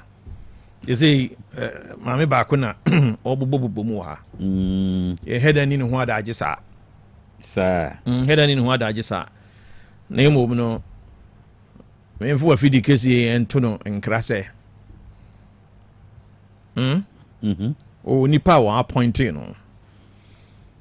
Then Nipa and another Danko Kufado. Yeah. Yeah, budget be a finance minister no crown or any budget in the name of the president of Ghana. Yes, sir. Sure. Dr. Cash. And he say, who see Uti Common Fund Administration, also as the CEO of the Common Fund, known as administrator. Nese wa allocations, sika ye twase fire wajuma. Say on sanka but we had we say Kashi me no need nkomo no me tie pa ana pa me tie videos mbebre dia na we osimu sen enti na me kan no ntakrache na so nti ana obia eni sanasa so Mate. Na di otwadi amponso wa hira no nso no we den a untimi nse no. Omo ba omia ukobo na mane se wa locations e mai ye no nti no won wana sika ye de ma se fa hwe MMDCs no sika so de ma omo no. Is it not pathetic that MMDCs denyam na se me denyam se man kwanko di DC ana MC ewo MPP penso. Nkawaso yes. Obeji menua kwa. Emenua hunu na obeji. Because the money was not coming for. No charge 5,000. Say atetew. Say atew. It's just a the project. Na money we betina ho be kan no be kasem no de atwima mudu ba womia. Ah, see Shak. Mami koti onuakuma. Any other thing on ganja na do dango agufado mum. So no one first come out. So na do and then the cousin of friend say Kenneth Kuntunkunku for yata. O say nenne na do frɛ no bɔ na ba so da na se. Say adwuma be ye no. O ya mana so nani. Oh sir. Listen to the video very well. Onkonkonhwe. Respectfully. Onkonkonhwe sika MMDCs allocations a womunya CC. Onkonkonhwe. Yes ka ketwa. That be a make campaign ayekoi. Dr. Cash, ka betra me campaign ba kwa ka be feel. Me say enima ekoso pa ma mudu ba omia uyi ni patena. 10 bia be yes in chebi onyamu 4. For every 10 voter, Mamudu ba omia had 4. Nyima ekoso nyina achi ni nyina o. Nyima ekoso nyina achi no. Uyi ni patena, Mamudu ba onyamu 4. Ye nyanya mfia miensa ye di be ye campaign. Okay? And this is for change or presidential candidate. Okay? Ghana for yes sympathetic to fresh presidential candidates. Okay? Okay, can say any man in abo motum a chart na ide. Okay. Chart na to. Mate, me da say. I'm for balance with bar graph ne pie chart ne Venn diagrams gina home. That remarkable. Them bomb to say. Nyame adom boko. Charlie, how's the weekend? Kakra na enye desa so be fa. Me pa jo gabi so chia mu nyina. O so chia mu o tie show no style bi abi. O so chia mu. Fa onu watie fon fan cheme ne late ne sanse to de bia ne yakoba ne se edia fraud de sesa. On se party no bae no ye mu bi no ya nso to yen. Ote ase. nti kodi pa kakra nsana mame nkama sem na ka na no me pese loud and clear so ho ye mu binom no nyenya na ebenya appointment na so case kai de be fa call station de nkeni kwase boyen as communicators I see mom 20,000 per ye ma obi as ke bia what you say nti wo ba kodi party ne ho do ne party na yesum ne nti na watwa bre no so ene say committee me drive aba ba me fa trotro si an ma face because ke won boto mu no me de fa drop ya de cha ma be ko school de tin wo say ene sa so what you say nti party ne ho do ene obu a me wo ma Otec tie phone ti send ti bia meba da wase bebre som kakra send ya ho odin betimi but very very very pathetic say case kakra wunya bi na party ababa anti sisi oda so ADR ho me da so ye madwuma alternative dispute resolution me say a professional marketing consultant okay nti advert ne ho niam bebre so no me di ho ndwuma pa tim ko di me pa na me to mo na fa ba communication abo party no say ni o mo twa communicators e nyina echi no will still serve where our department will fit maka. All right. Abrantie bi the petition akoma mampanyin. Your friend Joseph Blankson Edumadzi.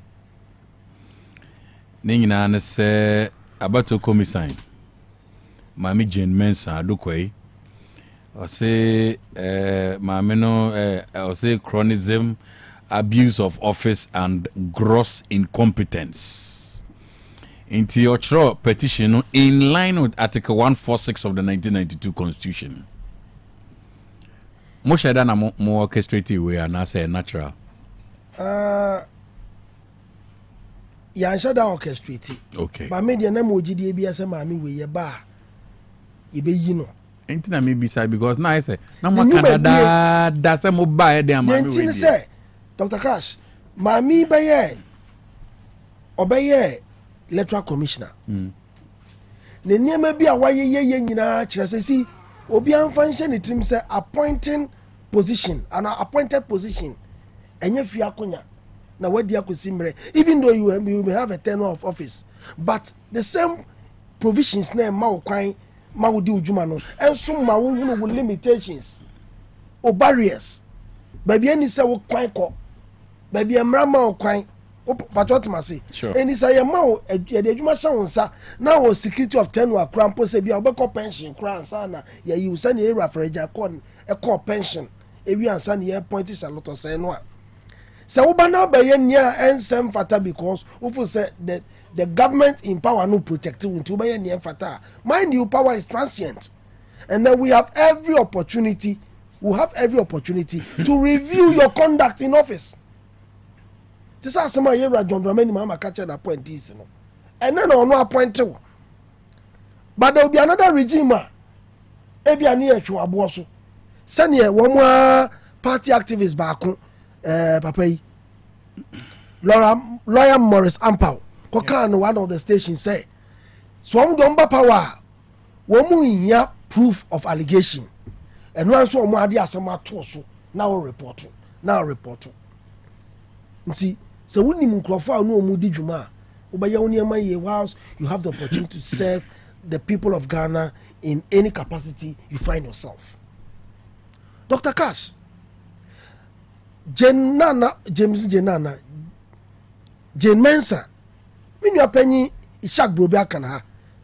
We're two nananu ebe womu buonu, we're too simple. Was it Bomochiche Finsuase be catch us or then Chemewa, ye nina chini. Bomochiche and say, and no one at here and was say, Yampamono.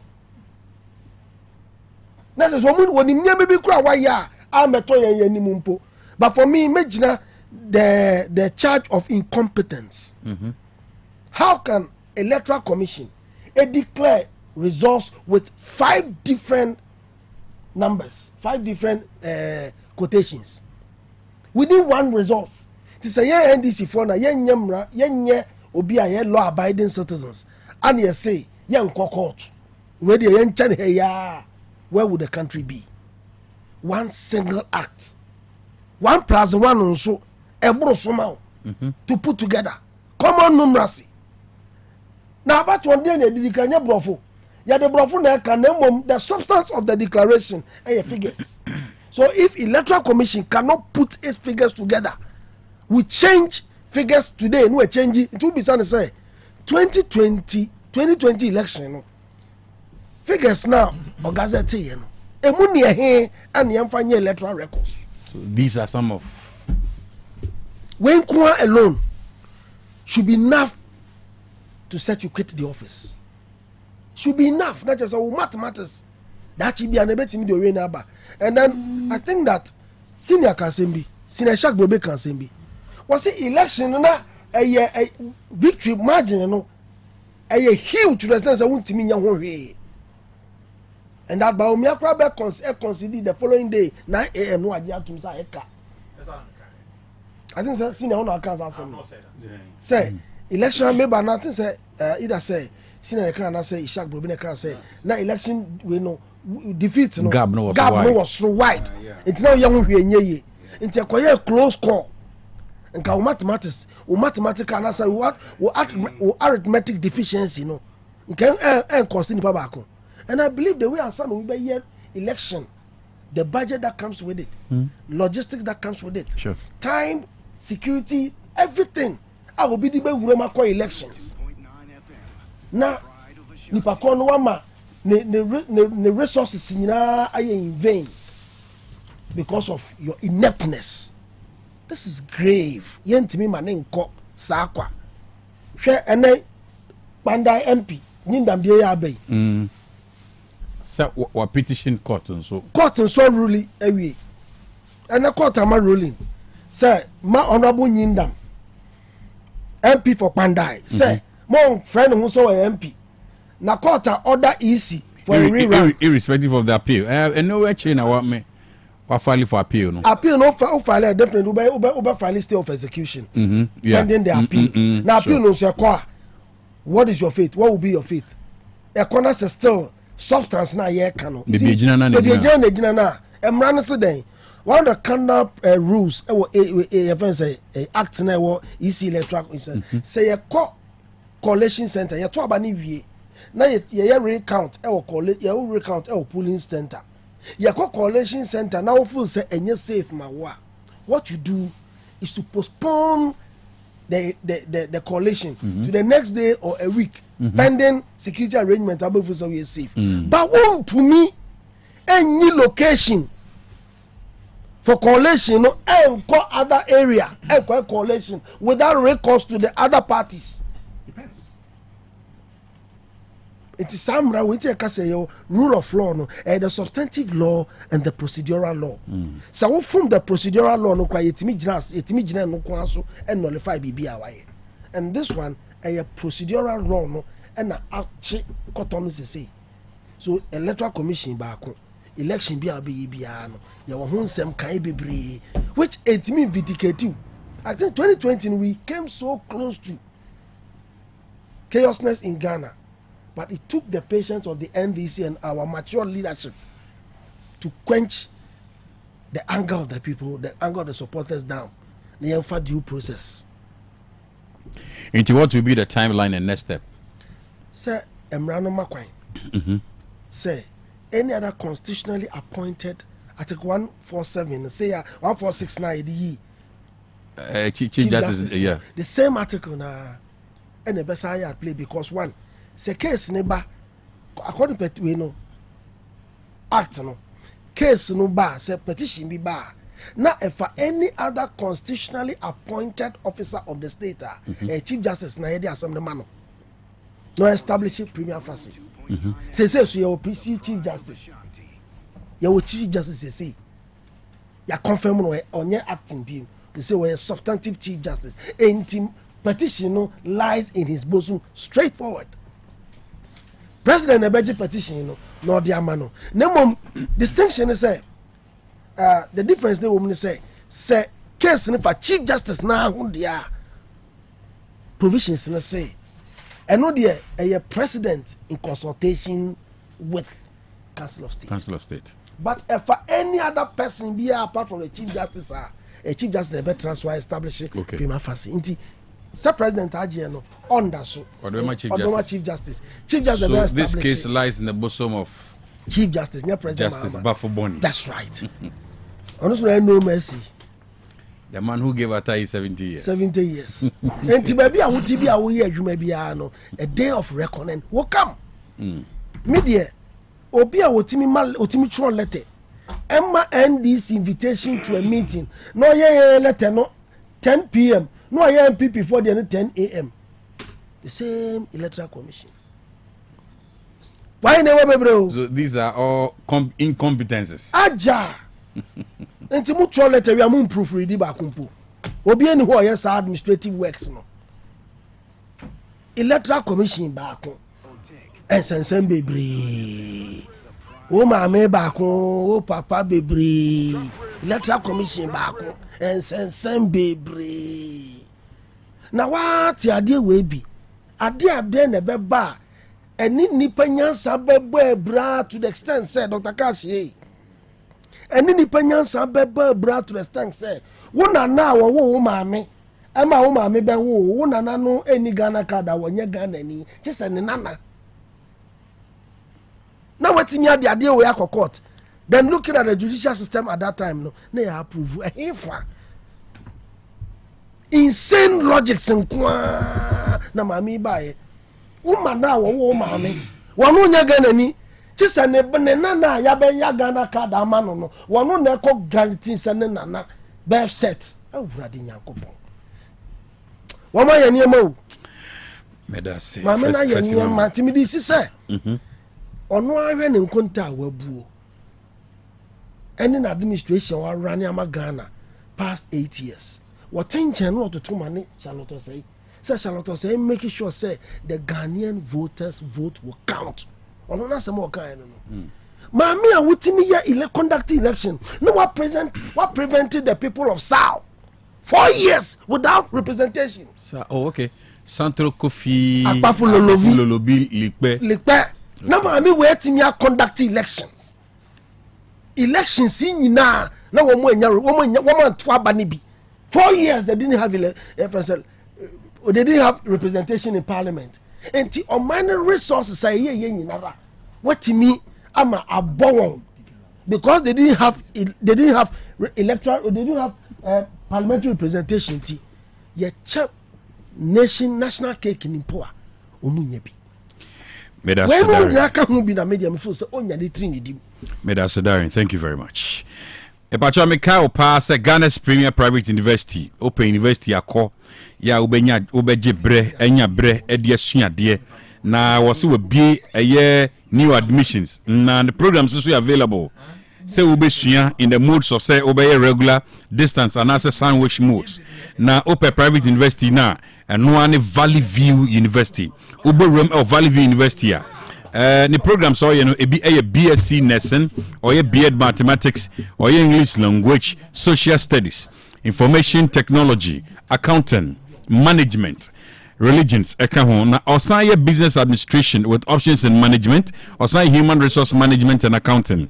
Now for postgraduate studies Valley View University or MBA in accounting, strategic management, human resource management, or med in administration and leadership, or med in curriculum and instruction, and field administration and leadership, or and field curriculum and instruction. Now Valley View University wabetiasi say yes. Oma bomodia prepare power for global job market.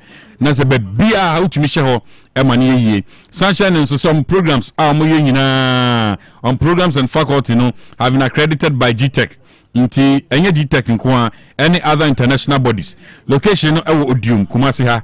Nti ubetumi from 0243286812 0243286812 and 0547211281 0547211281. Now to me any on in common and as I bet 15,000 pesos burum so dia www.vvu.edu.gh www.vvu.edu.gh. Now to me Valley View University for in common Jerinas Heba and I make come for Ediama War Jerinas Heba Unya Jerina Seba Michanibia, Kenumbi, baby be a 2 Drubiano, Ubenya Jerina Seba Michanibina, what to me, to be anum, a bit too malaria, na say, general well being so a bear corrected. Why, Nanya no qua, Jerina's Vico Michano and so, Mrs. Yadiano Mema, you are conformano, Unya Jerina's Vico Michanibia, a be ye free 10. If it's a dona no she, a bit too Siciano asintem, Amahuato, and any nature in a Kai say, I was some of Jenny dear Fusane, only Pediano emu, into the Aka, a Jerina's Calic mixture. Jerina's Calic mixture. Unya Jerina's Calic mixture nibia. Ke moja be dia fusani. If you tisukosi unase, moja ne bebo pompofi. Kama. Ama akoma no so adwofom. Ama bibia kama ade amani paduano. Nti wo se de bia onna sore no. Na hode e jeni paduani mu no. Enya hode nkuma. Na wode wani kire Colina Keba ubenya bi. Giga Heba bi ho. Frediments, Misty Heba, Danny Heba, Apidan Keba bi ho. Na mo main distributor no eye Amayeb Heba shop. Amayeb Heba shop ewa Boabu station. Momodia from Amayeb ewa 0538484411. 0538484411.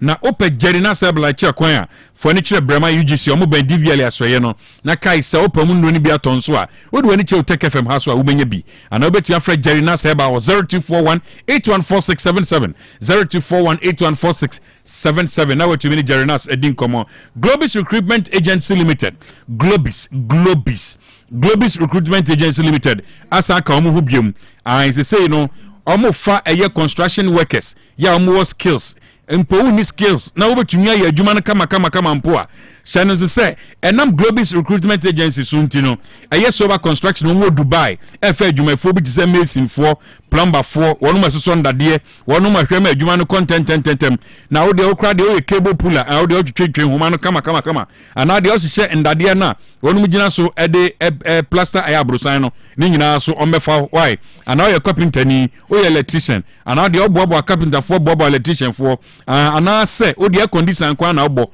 ana se o de okwa dade ya ede she flow ana o de print down ho o kan da ho scholars bomodin Globis Recruitment Agency Limited abomodin atu ena ede si ho se o ye eye construction work and kwadia o mu pa adwuma mo e wo sober construction e wo Dubai na adodode e wo hu nie o visa ene o ticket company na de be ma wo accommodation baby obedam de be ma wo kwan e be fa so afa kai akwa adwuma de be ma wo na de chance obedidi mprensa eye no pa wia ene anwumre adantamo de ne eye wawa oka na fe so se wapomuden no so omhwe no man kama ene adodode so nkru bi so e ka ho no eno so ni nya company behwe no de ama wo de omo pe wo ho eye passport ene o medicals no so wunye bi so a utua 500 cedis no ma hwe kama o passport photo nso bomodi ape bibra na mum de atien se wodi mfrihia eye donkru de kosi aduana anum so de a o qualify na so watra de a o qualify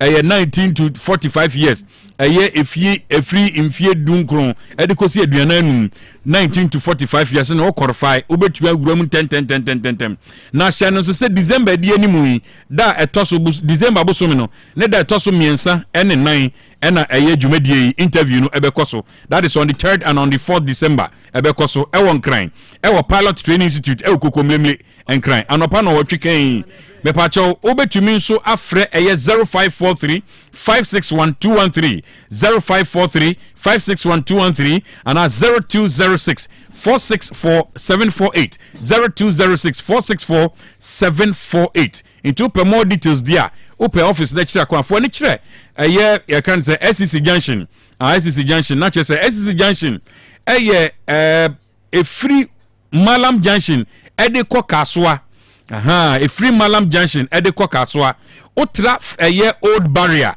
o drew old barrier ho akase obesi SCC Junction honum obosa abrusankase bi esi ho ya tro anim ekua Akoma Plaza on sabeka onum room number 20 any room number 21 ewo abrosani si SCC Junction no so pe menwura estate ni inside Johnson so pe on sabeka honum Globis Recruitment Agency Limited Dwabrem na this is our dache koya adwuma ni bi why na minim ni nyina mu so kai se ya bowura na otwe mu de o ma wunro no empa ho epa ho a general wabin will be under attack fearsome 3 HEPA plus pavi ene plasmos eno na eba wura nipadua no mabo nipadua no ho ban no ai eno ne akoma karifo no na seduro no bo wura nipadua no ma na Daniel Fasiu yade bi ntumi twimfa nipadua no so da bi da wosuro e wa brafie som 3 wo ho tutumika enkoda no koskua tobi ma wo no mu wankasa so kwa adwuma tobi nanum na atiase wo driving na nes egugu dashboard no so na wo yi nunum saa na wo kwa wani ni ade a ana obetumi afre anasa tufo betumi afre 0542 778572 0542 778572 ana 0542 807 907 0542 807 907 ana 0591 367 898 0591 367 898 Samaritan Villa Resort me kaiwo na breno yason breno yason a Friday we ya on the 28th of November fiada beye anwumre nonum kan Otec FM ye Samaritan Villa Resort and Conference Center akaboma ye day a year lights with rhythm a jazz and a salsa Christmas ye de bro because of Jumedie we eba so fiada nti nyoma bibi bia beto a Samaritan Villa Resort biano has a fantastic discount Jack me you film a hobe destal bia bi mijrem pa me nyapo ha no a na mde mani a kire kwan so odi wadu santase adi wani a kire uwas ase wuko St Hubert odi wani kire ho person kwan so no udru St Hubert na unsa nifa so obeti kinkim no kra o junction so why aya di kinkim na chi na bra na bibia be kama ewo ho na wonti gym ewo hobi spa ho omde ma omodan akese nketoa ne adantamu condition tuatua ope breakfast ubenya ne ade achese de ekoso na no odin omuso de omaduane de ka sepa na omo conference hall obetumi de seminars obetumi de ade meetings any other functions ope large space for a wedding receptions and so kwan da ho into pese oya event reservation and patch obo dia fresh 0322 495180 0322 495180 na kaisa mofrani wo school books on behia perfect series books no kama enu ti Ghana Education Zajatu naka enso approve books no channel say free next one kosi JHS books ni nyina available ura any leading bookshop obenya bi omo books with English language free basic 1 kosi JHS 3 history of Ghana free basic 1 kosi basic 6 RM free basic 1 kosi JHS 3 computing free KG 1 kosi basic 6 creative art free basic 1 kosi basic 6 science NMS and so ho na preschool books no so there free next one kosi KG 2 omo numeracy language and literacy creative arts, phonics, computing, coloring, and writing for preschool. Now JHS 4 books also the free basic 7 to basic 9. That is JHS 1 to JHS 3. English language, social studies, science, RME, computing and career technology. Sans supply past exam questions for all schools. Why? Inti bomodina ube to me and so I'm making a request no. Ope perfect series extra kwaya for any kumasia a puto John Bay station no. And I'm crying so down someone first up. Now we any leading bookshops are ube young copies libyo now pedudu to so. Fre perfect series was 0243299938 0243299938 and 0540 755465 0540 755465. Perfect series in Quadia. Your worst future is secured. Na yanko tiadofone tiawa na yentumi ntwaso. Dr. Cash, Nimawaha, Kwame, Abu Kesi, MPP for no money guasi. Omweni guasi papa. Enko kwa nkete wanza wa masa start kata. Sana nkonfirm mo twe no kurum ha ewie kire no mo ko wie nkonfirm fefe wo kurum ha.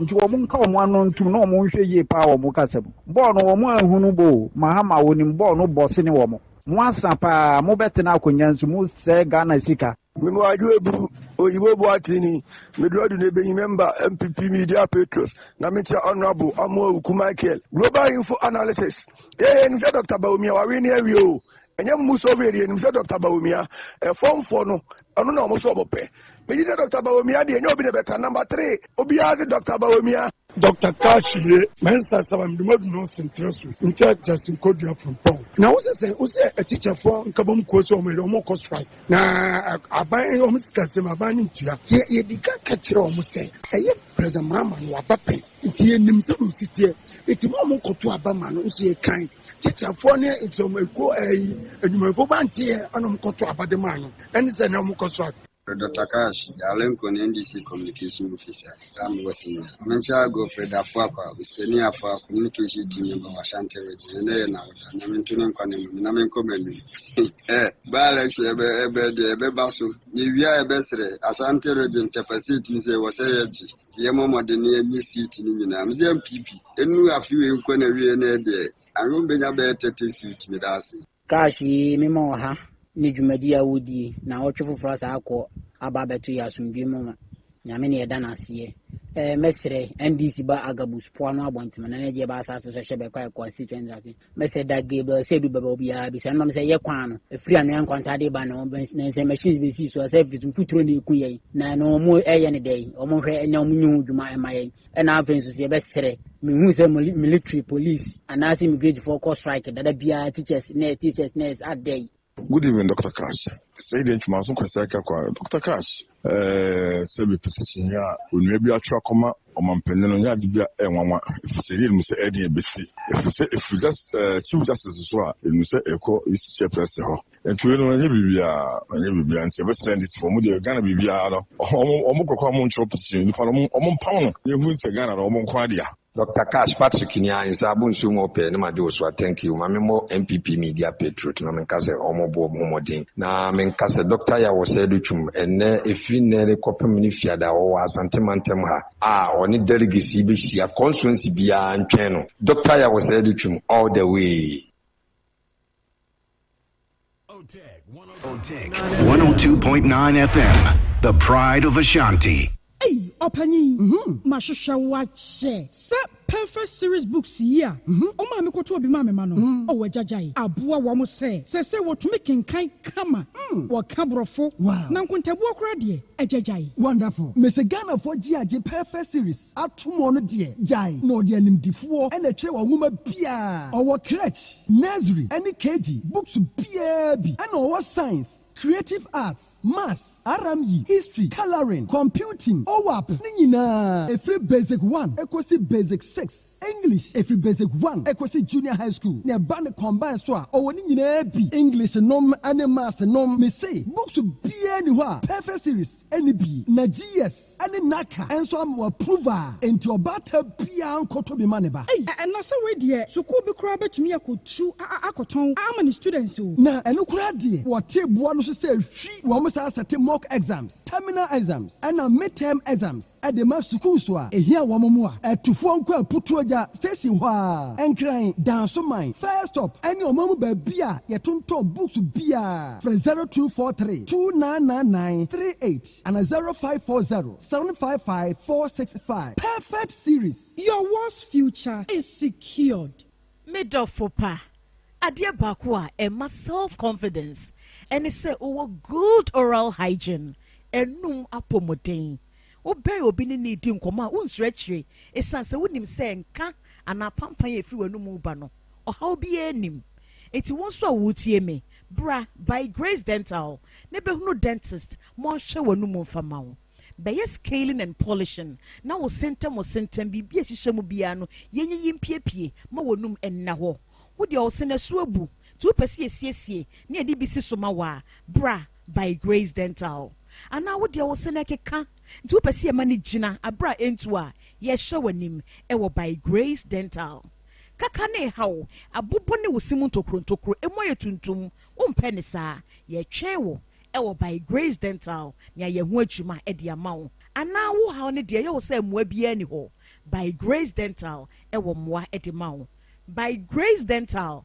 Ewa bremai osekwejo Otec 1029 FM BBN amien kasa 0244 97 68 05 Se unya fafim papa wo ngumasiama wa bravo na ekoyie ma saa eno tida bia me kase sukuu na obekọ ne de hunhia hu se obekọ sukuu papa ubewi obenya adwuma ahwo no ena chesa mpa wako sukuu papa eno nti na make for DHI College of Health and Education ediamao ane DHI College of Health and Education bra sukuu papa ni amount tie ewo early childhood education affiliated University of Education Winneba sounds ni amount tie ewo diploma in education mu ema wona opeso o trade na qualification a degree and a HND holders in Kwan. Kaisa win a fiba kupepe penuavi, your regular and your evening classes. Kaisa certificate way University of Education Winneba and a demand near Mompon campus and a Kambum. And Yanon Kwa, your mantity our certificate in sign language. And also Chamu have a mantity our medicine counter assistant, Miche MCA. Now, if you're a top up, also our dispensary technician 2 and 3 as well. And also a mantity will proper B. You are DHI College of Health and Education at Chikwan Ewo Kumase, Patasi, Yeben Dr. KJC, Sunyane, Sashi Debiso, and a Kadezo Sono, your Purge Medicadicaho. From our 0244 213 187 0244 213 187.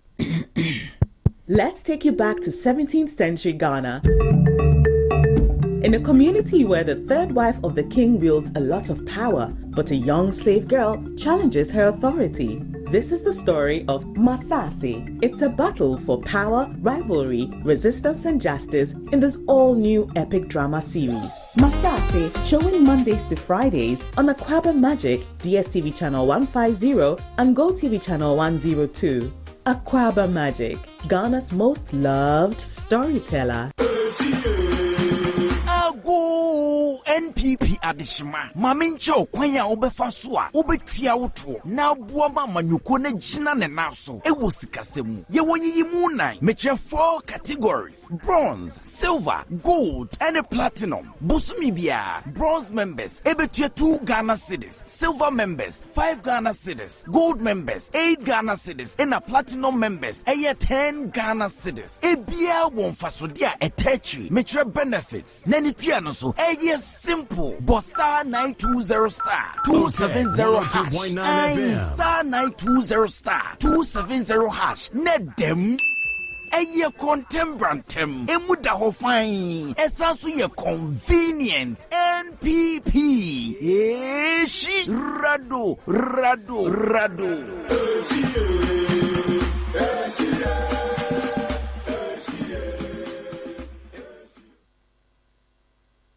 Otec 1029 FM, the pride of Ashanti. Dwabrem. Otec 102.9 Yokoya Yasayaba. Prof. Dr. Cash. Yeah, share. Well, OSP are postponing court appearance in the SMLD scandal, no, because High Court and to me and Kwasitna. But you have budget no sumusu kakra. Say economists be ebeka say 2026 budget na achieve stability but a lacky transformational vision. Yeah. Meaning baby a person o sha safe. Yo. Doctor, me fa a free budget. All right, okay. Now why a comment on the I know the a baby big too heavy. Well, and not so soon. And also so me the be free harbor. Okay. Dr. Cash, say budget here. This is about the third time I hear can once the prospects any my pa budget no etinia achieve. A woman say budget a projections dear. A kwanya or minor ebe fast da mekano. Obe raise sika any expenditure baby or the befa na and budget no so ye betimi ehunu say o mampanyi otiso no wo ani so ade hu na ade so ade hu no say na esiko efa. Dr. Cass me start with metimi aka say budget no ne pillars mienu a ejina so a eye worth applauding pa eye macroeconomic stability a eye NDC government etimi aboa amenya. Now, you macroeconomic stability, which is key in every economic system. Biano, we no free wa.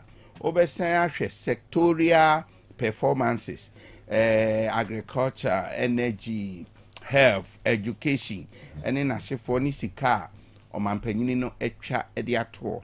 Na motopiki, any in semwa bebre, economists bebre, eka, efa. More of the measures the government is putting in place or the beboa to raise revenue. Dr. Cass, Elbia no medicare ka, Nessimechre Muna, me say, anytime biya or mine penyini biya befro abenyano.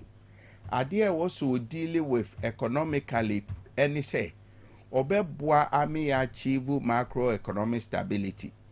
There may come macroeconomic stability a there may patra ani say ewo economics mu no ye wo pillars mienu. Pillar baako ye friend of micro. Pillar a etoso mienu ye friend of macro.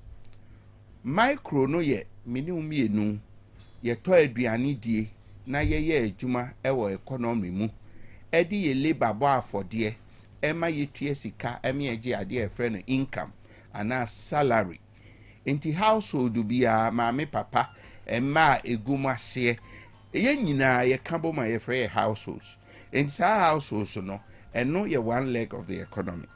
Oyi households no free hwa now but another leg of the economy which has got to do with the central government. Sa leg no ye friend macro. Macro no fa one, the decisions of the government over expenditure. Any kwan obefa so raise ka. Any kwan obefa so atoto eniema ami enya ade a friend of price stability. Macro no mu no. Ekwan be na meni umienu ye behwe a ye behunu se omampanyini no ebo no ho modene ewo no ntoto ye ho. Said ye be ya meni umienu si ye business bi a ye betimi a take cue from it. Anasi eti kronoma ye behu se ye ho behin hare ye well being ye betimi a achieve anasi entimi. Saa nieme ya ye behwe e dia rate omampanyini no eye ade a ye frɛ no macroeconomic indicators. Medican akane ha se indicators eye ade a se obi yare a signs and symptoms se kire se oyare no eno na oba economics mu a ye frɛ no indicators. Na maminka se indicators ya me ba bebu bosue no they don't work in isolation. In fact they work in tandem. Bia affect bibi the moment ya obeti say inflation kosoro no now obehunu say interest rate so rise enti inflation onua any interest rate ye de baako fight baako enti unu say inflation behave say kosoro pia oman bia ampe eba forma oman ne pe if we say inflation insurance so a ewo individual so ne say eteki usika na unya no a chunk of it away from you. Broni Beka say it erodes the purchasing power of the money or your disposable income. Sikana ye de ma okofie no. Say inflation ba ayese motia e sikano value free wonsem. Na inflation onuani interest trese se eye niema bo e sha ase se e kosoro ententem e kwanso wo menuma. E was a Bank of Ghana woye adwuma independent ba wo classify na as agent of the economy how be classify no e de na central government ho oni Ministry of Finance wono mu wo adwuma bi ye e ba se oman ni sika sembe timi agirane akabu inflation e central bank no e use to be a friend monetary policy tool. Sa monetary policy tool no de woye ni se abre bia inflation kosoro no obe raise interest rate. So raising interest rate, the assumption is that according to Akwasi Broni, inflation is purely a matter of monetary phenomena. HSA se sika bebre ba o menum than necessary cause inflation according to Akwasi Broni. Ye hand dynamics bi be ka ho de. Enti central bank no ni nsusu yemu no se sika bo menum bebre dia ene na e wosi ye induce households na woko save sika enti ade a obetimi dia induce obi amena ko save sika ne se obe punish obi a ope sika ne ya alone with something sa ratio of money na ode punish obi a ope loan sisia no ene e friend interest rate enti se ope loan dia ene wo ope sika sisia no enra mansa de ni sika beto ho. Mansa has got the discipline to wait for tomorrow. But you don't have the discipline to wait for tomorrow. Enti mayem punish you say, sika ye de bema wi, ubetua 23% interest ewoso.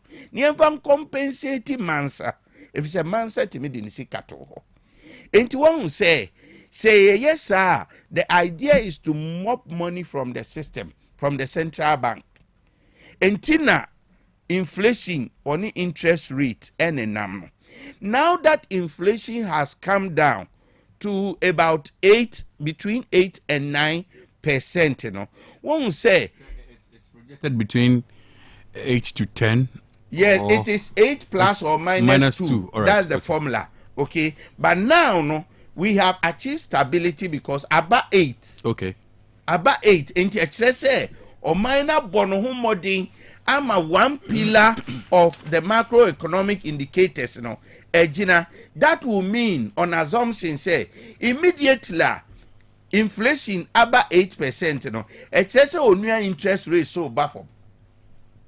Tinamika say they work in tandem. Wow. So when say inflation about for ma, only interest rate be form. If it's a cost sura any raising interest rate. Oba from so it will say interest rate eba from said ye more spending will have to occur. It will see a jaisi kagu system no not transactions it may take place. Now no with our reserves no ye call exchange rate. With the gold reserves a Ghana enya CCR no ye sika no mudru. The economic value of the Ghanaian cedi is now having a strong buffer, which is more liquid. In economics, you won't say me no.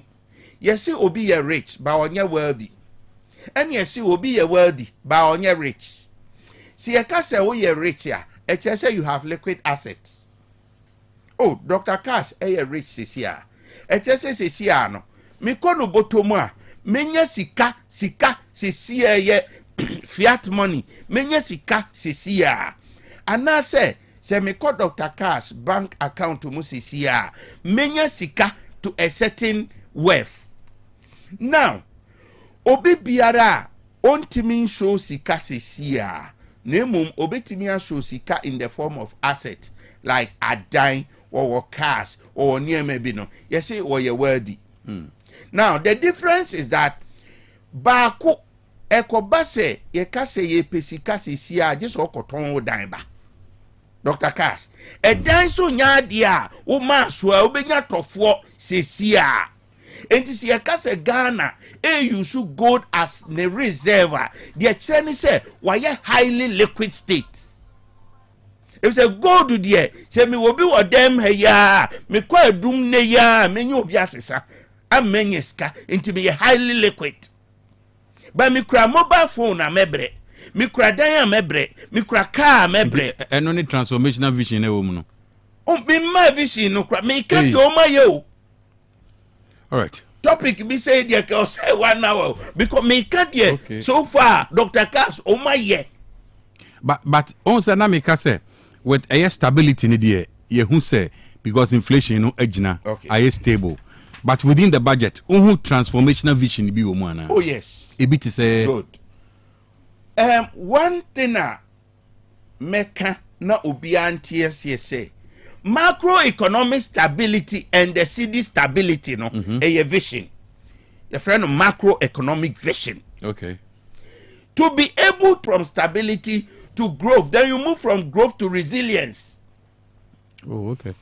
What I say? Into the first step no my stability. Stability no no. Now they need to consolidate the gain and then give a projection as to how will be raising revenue. Now this government cannot easily go for another external loan from an external market. So what loan be a buy way ebeji loan free the local market. Now Dr. Cass the woman ye any vision na a woman ye. Se no revenue na vision na oma dear si ho say omo de je revenue no ena me what challenge kakra ewo ho. In fact it is over optimistic but in reality no ebeye de ne kakra. I don't want to sound pessimistic. What if unlucky fiscal discipline? Good. Say unlucky fiscal discipline the betumi a simple amount. Well, you see, you are dealing, I say, you are dealing with human institutions, Dr. Cash. Anyway, you are dealing with human institutions. Okay. Eka mampenyini direct politicians, those are the helms of political affairs now.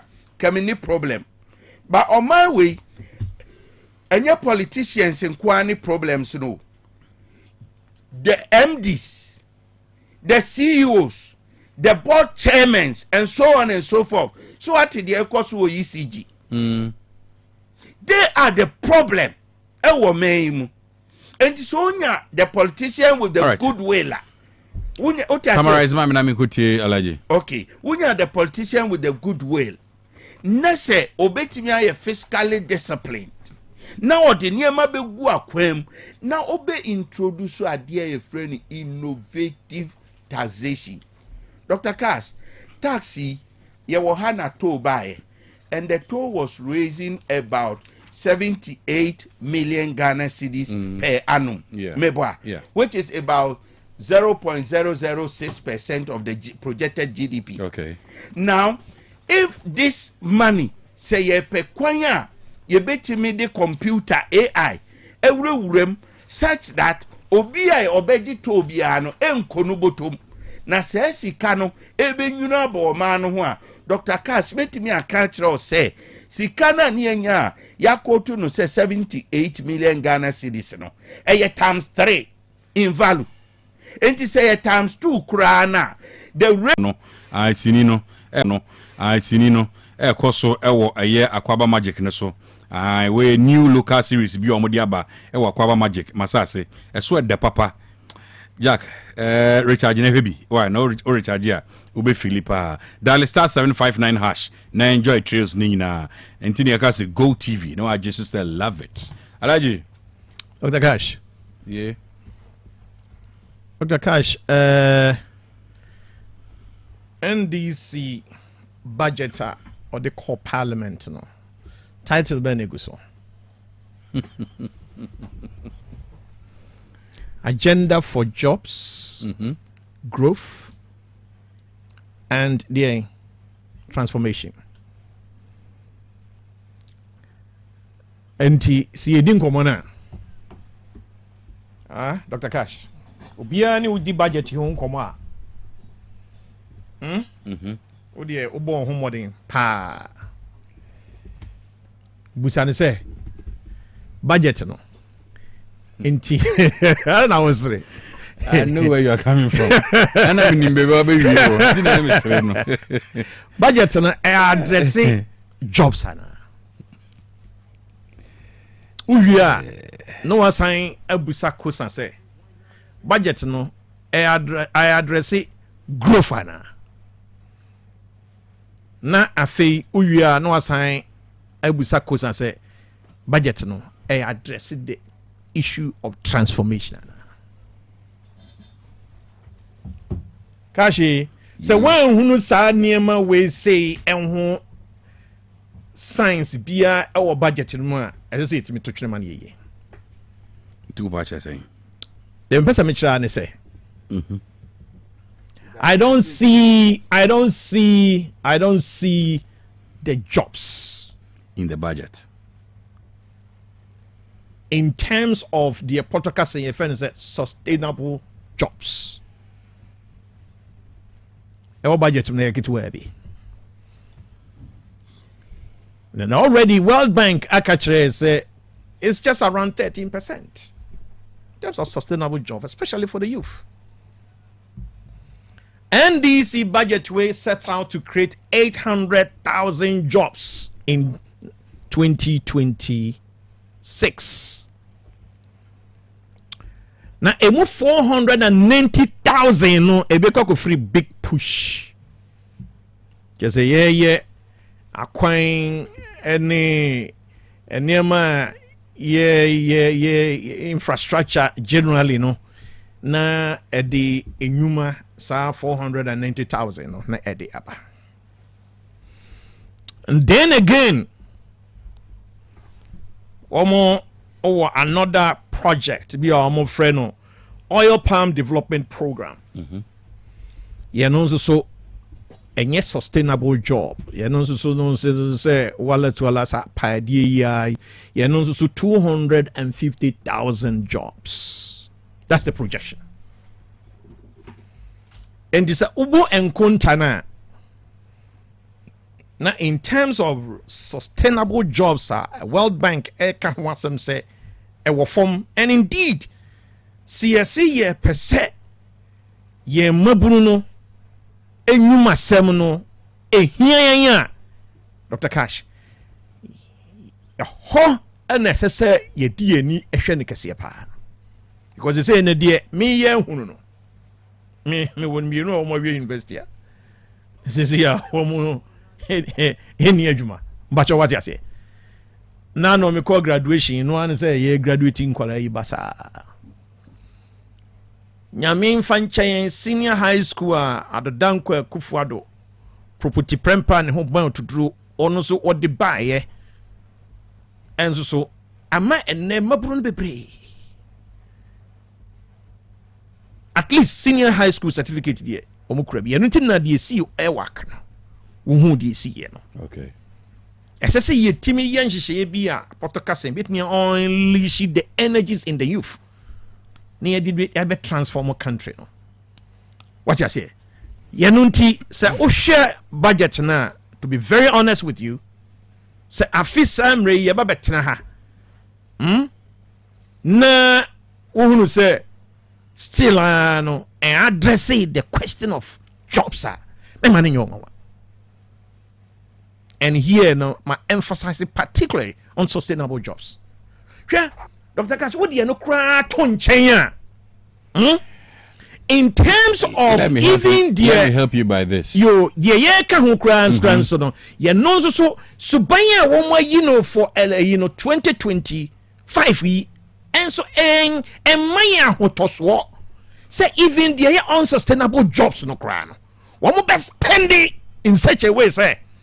Sa unsustainable jobs na ye kan so kran ebetimi asa abaso but what you say so me kan sa na me call national apprenticeship program maybe before we call right okay paragraph 28 year 28 of the budget now to force in read here now page 3 I say Mr. Speaker, over the next year and beyond, government will focus on 3 strategic priorities to reset for growth, jobs and transformation. Yeah.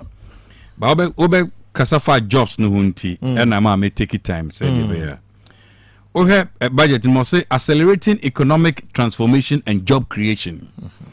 Or say we will invest boldly in energy, infrastructure, commercial agriculture, aquaculture and agribusiness and expand transformative programs like the 24-hour economy and big push infrastructure agenda.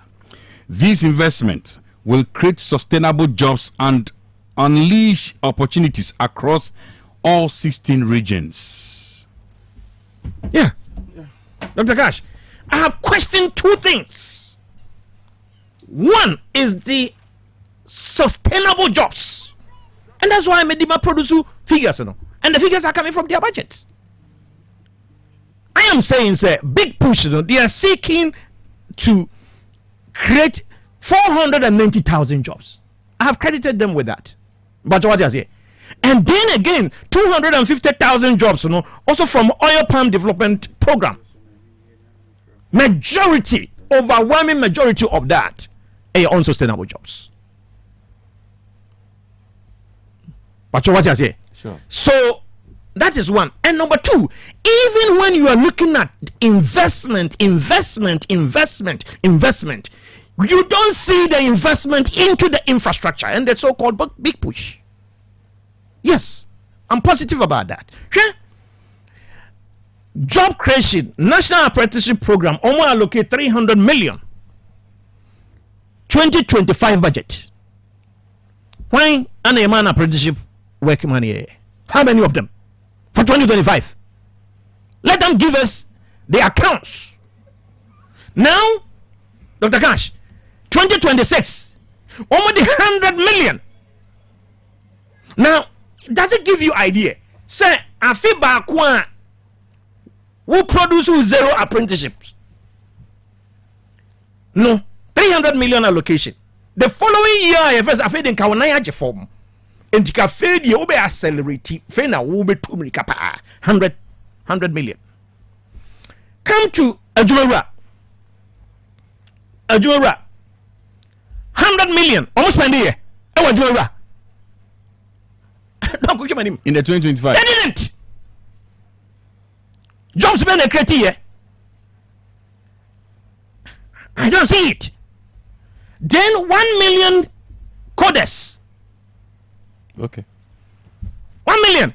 I was say. Sa coders no.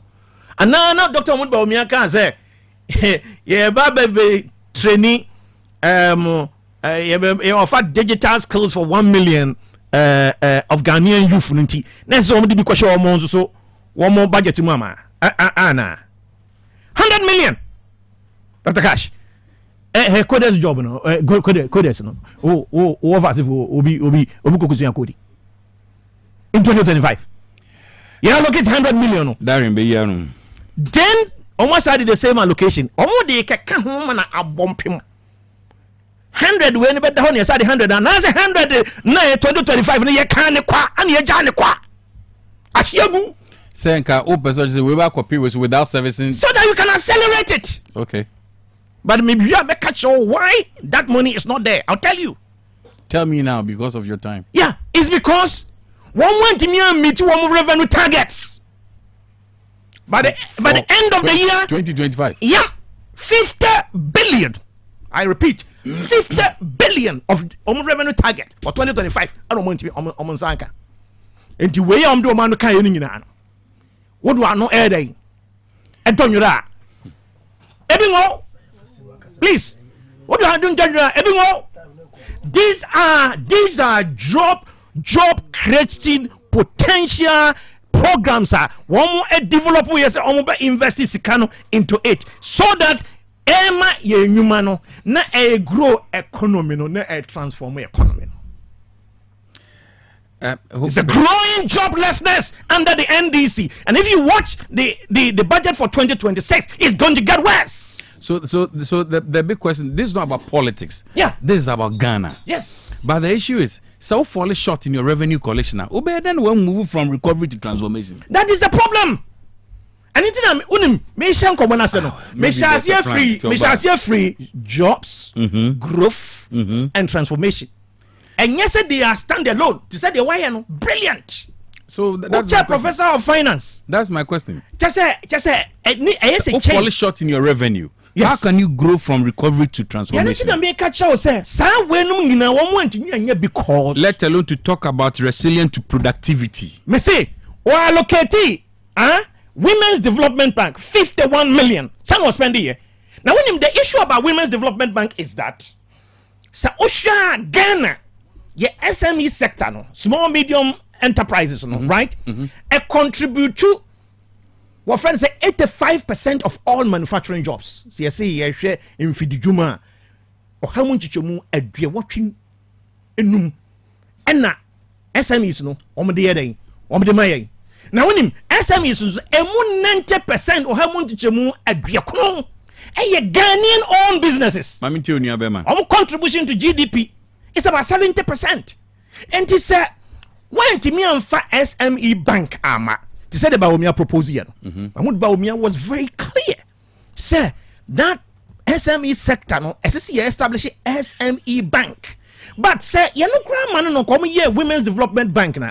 Bulk of women are also involved in offense, SMEs. Say yeah, the biggest issue after this budget, man for ye the day one part a guta. The work has one will see you increase one more VAT from 4% to 20%. All right, okay. And guta, any break taxes no. Now utilities so swear. You know so everyone. What you now can inflation. Medase Papa Rasta I monitor show no ever quadra so estate inside. Rasta baby will be a budget doesn't address jobs. Doesn't address so Mr. Amponsa it doesn't address transformation. Very good. Mr. Ponsa make a year submission be. What's it?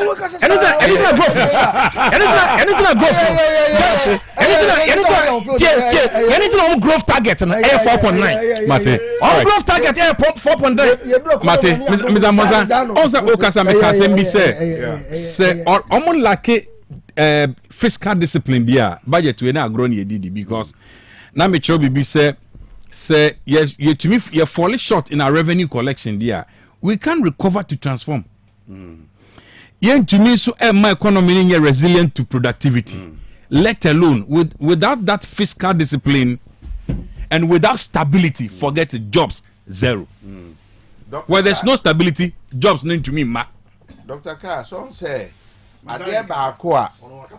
Adeba say or na me making reference to the Dr. Carr, some say ujitum say afibia to corruption. You lose $3 billion. That's IMF fund. That's IMF fund. What I say? And he say corruption alone, okay, be fiscal discipline, but you can't corruption, okay? Corruption alone, curbing corruption. See, it me fight it. A discipline you just $2 billion. Near committed that funds no to oil farm production alone. It's significant to create the necessary jobs, at least for that.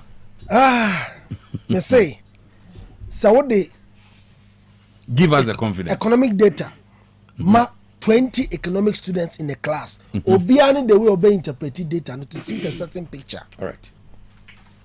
No. Make a summer buying and the party in power. So listen to me. May I say it you. The floor is yours. MPP for near meeting say you need sustainable jobs, Say now creating my will be a Uber quantity Uber obedient. 2.1 million. Who created 2.1 million now? And we move unemployment from 8.6 to 14.7. 400,000. Me pacho jai. Me pacho. Oh, senior. Banchenya your records in unemployment. Moving from 8.6 to 14.7. When you move on to Chinese can in this room. Mumagana for Juma. Me pacho. Mumagana for Juma. That's your record. Unemployment rate, the more figure neighbor from the better for the economy, the better for the country, and less riskier for the country in terms of what we call it, unemployment risk and national security threats. The Ghana could high risk of national security threat. Maybe I'm the Ghana could do ye too my dear so no smoothness level number one corner no and what they gina. Dr. Cash, I mean defining job in my own words. Any legal activities which an individual undertakes to render services which earn him a living or an income. MPP for Aginimuno, you can sustainable jobs are a omo botai ejebosun ya ketua pe na sustainable jobs according to MPP Frontiers here. But when we are doing job categorization, we say oni be umiensa. And for my background as a marketing management person, where your budget way a total job market segmentation strategy and a budget we can once a month. Me bacho ya wo one more ejebusumi aketua from say salary workers. And never be keke kan ho say ne opeso kire no say eno anya kese ade say Ghana fo nya adwuma nya. But in real fi say your artisanal and vocational workers. Ya almost you are part of the economy. And the more you collapse companies, the more you collapse construction, the more sanko for the fee. And schools are do an NDCC, hospitals are do any road construction. There koswa mutan troka say oh ntrobi wom ye hwem mo ye audit say stop okwan ni nyina sanko for ni nyina betre fie. Omo nya so crash scale. Et ye ka wages omo etu omo ka bad every day kind of bad day no. Wages every day. Yes, see, Masanko for no 490,000. What's your adwuma? Nene, adwuma cry ye be office adwuma cry no, and your contract performance near the adwuma. Your forward adwuma 2 years. 7 subject to your renewal in terms of your performance. And to be quiet construction for 3 years. 36 months, and with all due respect to you, it's an affront to people with technical and vocational training and skills. Ya kini one more. Maybe. Ya can sustainability for 3 years. Obi ba mo wadwuma 3 years sustainable ka tem say nyadwuma. Tell me say MPP for adwini mu no. Ya can sustainable job ba obi obokola. No kwatra office kwa na sustainable job. Na no kwase your performance contract wo. Yes, our radio station kwa tim ka 2 years. One performer from a shiwachi. Banks have baby one more year bota nyina wo bebre na e performance contracts 2 years. Now no offense sustainable. We are talking about pragmatism. Yeah, one more so adwuma ye mu no Dr. Cash. One more je adwuma ye no enye salary no so enye wages, e commission. Depending on your service and a render of contract renewals, commission. And I have survived on commission throughout my life. Some are even better off. And the cut job creation, mon le mutemu scope no kwa manenye office workers. Any monthly salary. Because when you now workers, I will be up and when me mason for, carpenter for, artisan for, tilers for, steel bender for, or my mama school. As you move here, my team. Are you telling me it's a job? Mon redefine scope. Ya doing this microphone in Yahoo, you see, you create 490,000 jobs. So all forms are under the formal and informal sector. Formal and informal. Nina will be a Yafunobia or Obia Tokono. No special categorization. Yes, a job is a job. No, me just say budget when I address it. This budget, we have 4-year mandate with Ghanaians. But what must say? Next year, you see, and focus on the informal sector. Right, okay. Yes, so then we come. All right, Matthias here. When when you are doing market segmentation, you better appreciate these issues and make one some more. Let's go on the economy now. Because the transformation be more. Yeah, well, make say about 5 key. For the stability is accepted. But I can't transformation. Transformation, I make say. All right. Your 5 key areas in economic management. What do when you now in year? Where they are the rippling or the cascading effect will be felt by Ghanaians or the people in the country. Largely in banking sector, we've done well. In the banking sector, yes, stabilizing exchange rate in Yemen, yeah, very well. Energy sector, yes, very well on the energy sector. So we are having renegotiation with the IPPs in Yemen, interruption. For some time on the light, we'll be complaining beam. It's the doing of Ato forcing. Who is forcing? Now the other areas are edit transformation. Agri sector. You move into value addition. Agri. Yes, transport sector. As I have housing. Into this year 2026 budget, no focus on these 2 areas. Me anu dey say my energy sector.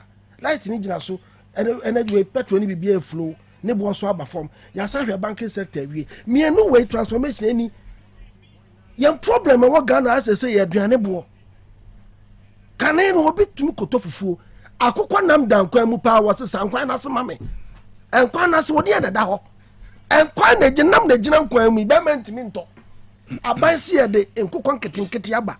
Ye be ye poultry ma poultry no Ghana fo nya mu mfaso ama nam boayefo ma be ma to fufu awatimi ato akokọ kane bi ada John Mahama te so na akokọ 20 cedis 2016 MPP for memwo akokọ kodina 1 million 1.5 wo penny wo su kokura wo de che wase ye ya 200 ada akokọ ekrokoko na ye feed Ghana ama ebro ene amo adoso ni etinye dia men ye bia kwa abrochi akoton a wo se we nye transformation senior the other one yes and then you go see poultry processing plants ewo bechem 2 weeks next 2 weeks during the weekend for almost meat and then processing bibia one go konketenkete no safna mo kokate so afina go kate so e go konketenkete ne yesi ye ton wi anya una de be ko market akobrewu wo de ton kosua no se ne wo pe no banku kwan de aban na eto no akwa ni processing no de bia ba ha me yareɛ ne agya nkuko force de ba ne ye de akwa abrochi akoto akonya sika mu oduro di aba and you call this non-transformative, then you don't understand it. You don't understand the focus of the budget. Senior, my man san fa nko anya hwekura ne yesi spend $200 million ye de kra enwo aban we si say sika de betime manaka kurom ha enti yenko into the oil palm plantation yenko strategy we say transformative na dey na we me da se papa senior we dey say we kasa we dey man 1 minute me pa chomate all right 1 minute under the big push enkrofo a ebenya adwuma ye wo sa sector we nyina echi now the can say NPP for and NDC for banking sector mo refi say mo fa kwan chichiri so e kwan bone so eje banking and financial houses a enkrofo benya bosian ketinketi wo ho mo gu maku 420 me pa cho so obi a wakase 100 senior yen times 420 times 100 on go for mo makotra fie na ye the women's development bank ba ye in faces na Ghana for ye what one are complaining.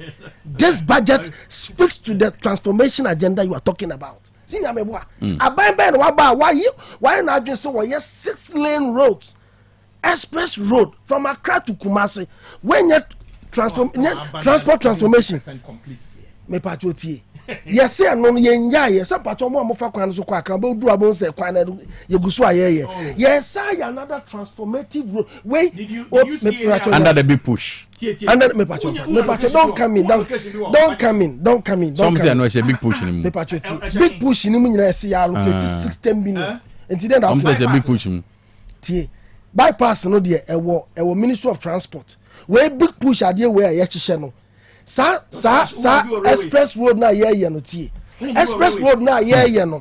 This is how you open up economy. This is how we are still uncovering Mate obi a we economic strategist bi a be say we actually say road network is very crucial. Road network is very crucial to economic transformation. That's right. Yeah we say won tie ase oh brother na maka railways when railways kwa ya pamoja mo e mpaka dan de ya pamoja mo Mate mpaka dan de ya pamoja mo ye di besi ya me da ma se oti shak chebro benka kasama NPP and Darren Pra kasama NDC Prof John Agoziambonza or economist, financial and investment analyst. Me pacho dia chese dia assembly tie nie so ye Jehovah Witness ni and now court Church of Christ Church. Jack, where we now qualification SHS, you are good to go. Na Osante Patase kwada so ebua kwa ne importemu a you are good to go. A reputable financial institution area on why Juma as a sales executive. About your friend number is here 0256443210 0256443210. Kaise obekwa abapa why bro nya no e aso ano no kwa shopping zina o ye opebia ni nyina bi wa abapa. Donima Steel Complex Limited bomod na bana dance hu nioma and chance the board dance so tie bia opebia ubenya bi and that do papa panso ho Boss Paper Products Limited no mo aso no mo ye Boss Paper Toilet Tissues omo mo soft near extra strong nebo so da fomboko se utunu atua na to head office no Asaf Wife Junction omo Bengana Revenue Authority udu tamaleso Canville on Banking Div Junction no and an cran so kantamanto oben GCB Bank tachiman wanchi kwan so kenten na ya dombo achi fie still Fredonima 0244126625 and 0540101555 0540101555 Edoni Medina boy Bekasi home of tropical products. Menfancha Kesiema eye Mr. Frank Jemfi of Frank Jemfi Enterprise of the Ghana National Association of Garages eye Zone 1 chairman no maybe will be a chiao. If a man be in Christ, he is a new creation. Me fa happy birthday Emma the only and only young and fine gentleman Bafo Asasi Jima and Wawoda Bafo happy birthday to you wherever you are. May the peace and the glory of God shine upon your life. Oma okwatinti asika wo mu. Ebi obedru bi obepim bi adom ninti obepim afam. Adom ninti amen. Philippa oye beautician ewo Chirapatre Estate eho ena otie ene ya wawoda. Happy birthday to you, Philippa. May the Almighty God bless you in abundance. A birthday wish coming from a loved one. And of course, me for last one we so Emma Honorable Dr. Kingsley Ajeman ene wawoda Ebuakwa South NP. Happy birthday to you, brother. May the Almighty God bless you. On my long life. On my riches ninya chese more than abundant. Why? Ebi obedru bi obepim bi adom nti obepim afam ewo Yesu Kristo dinimu manti amen kra. May the Almighty God bless you. Happy birthday to you wherever you are. My 6 o'clock PM news is next.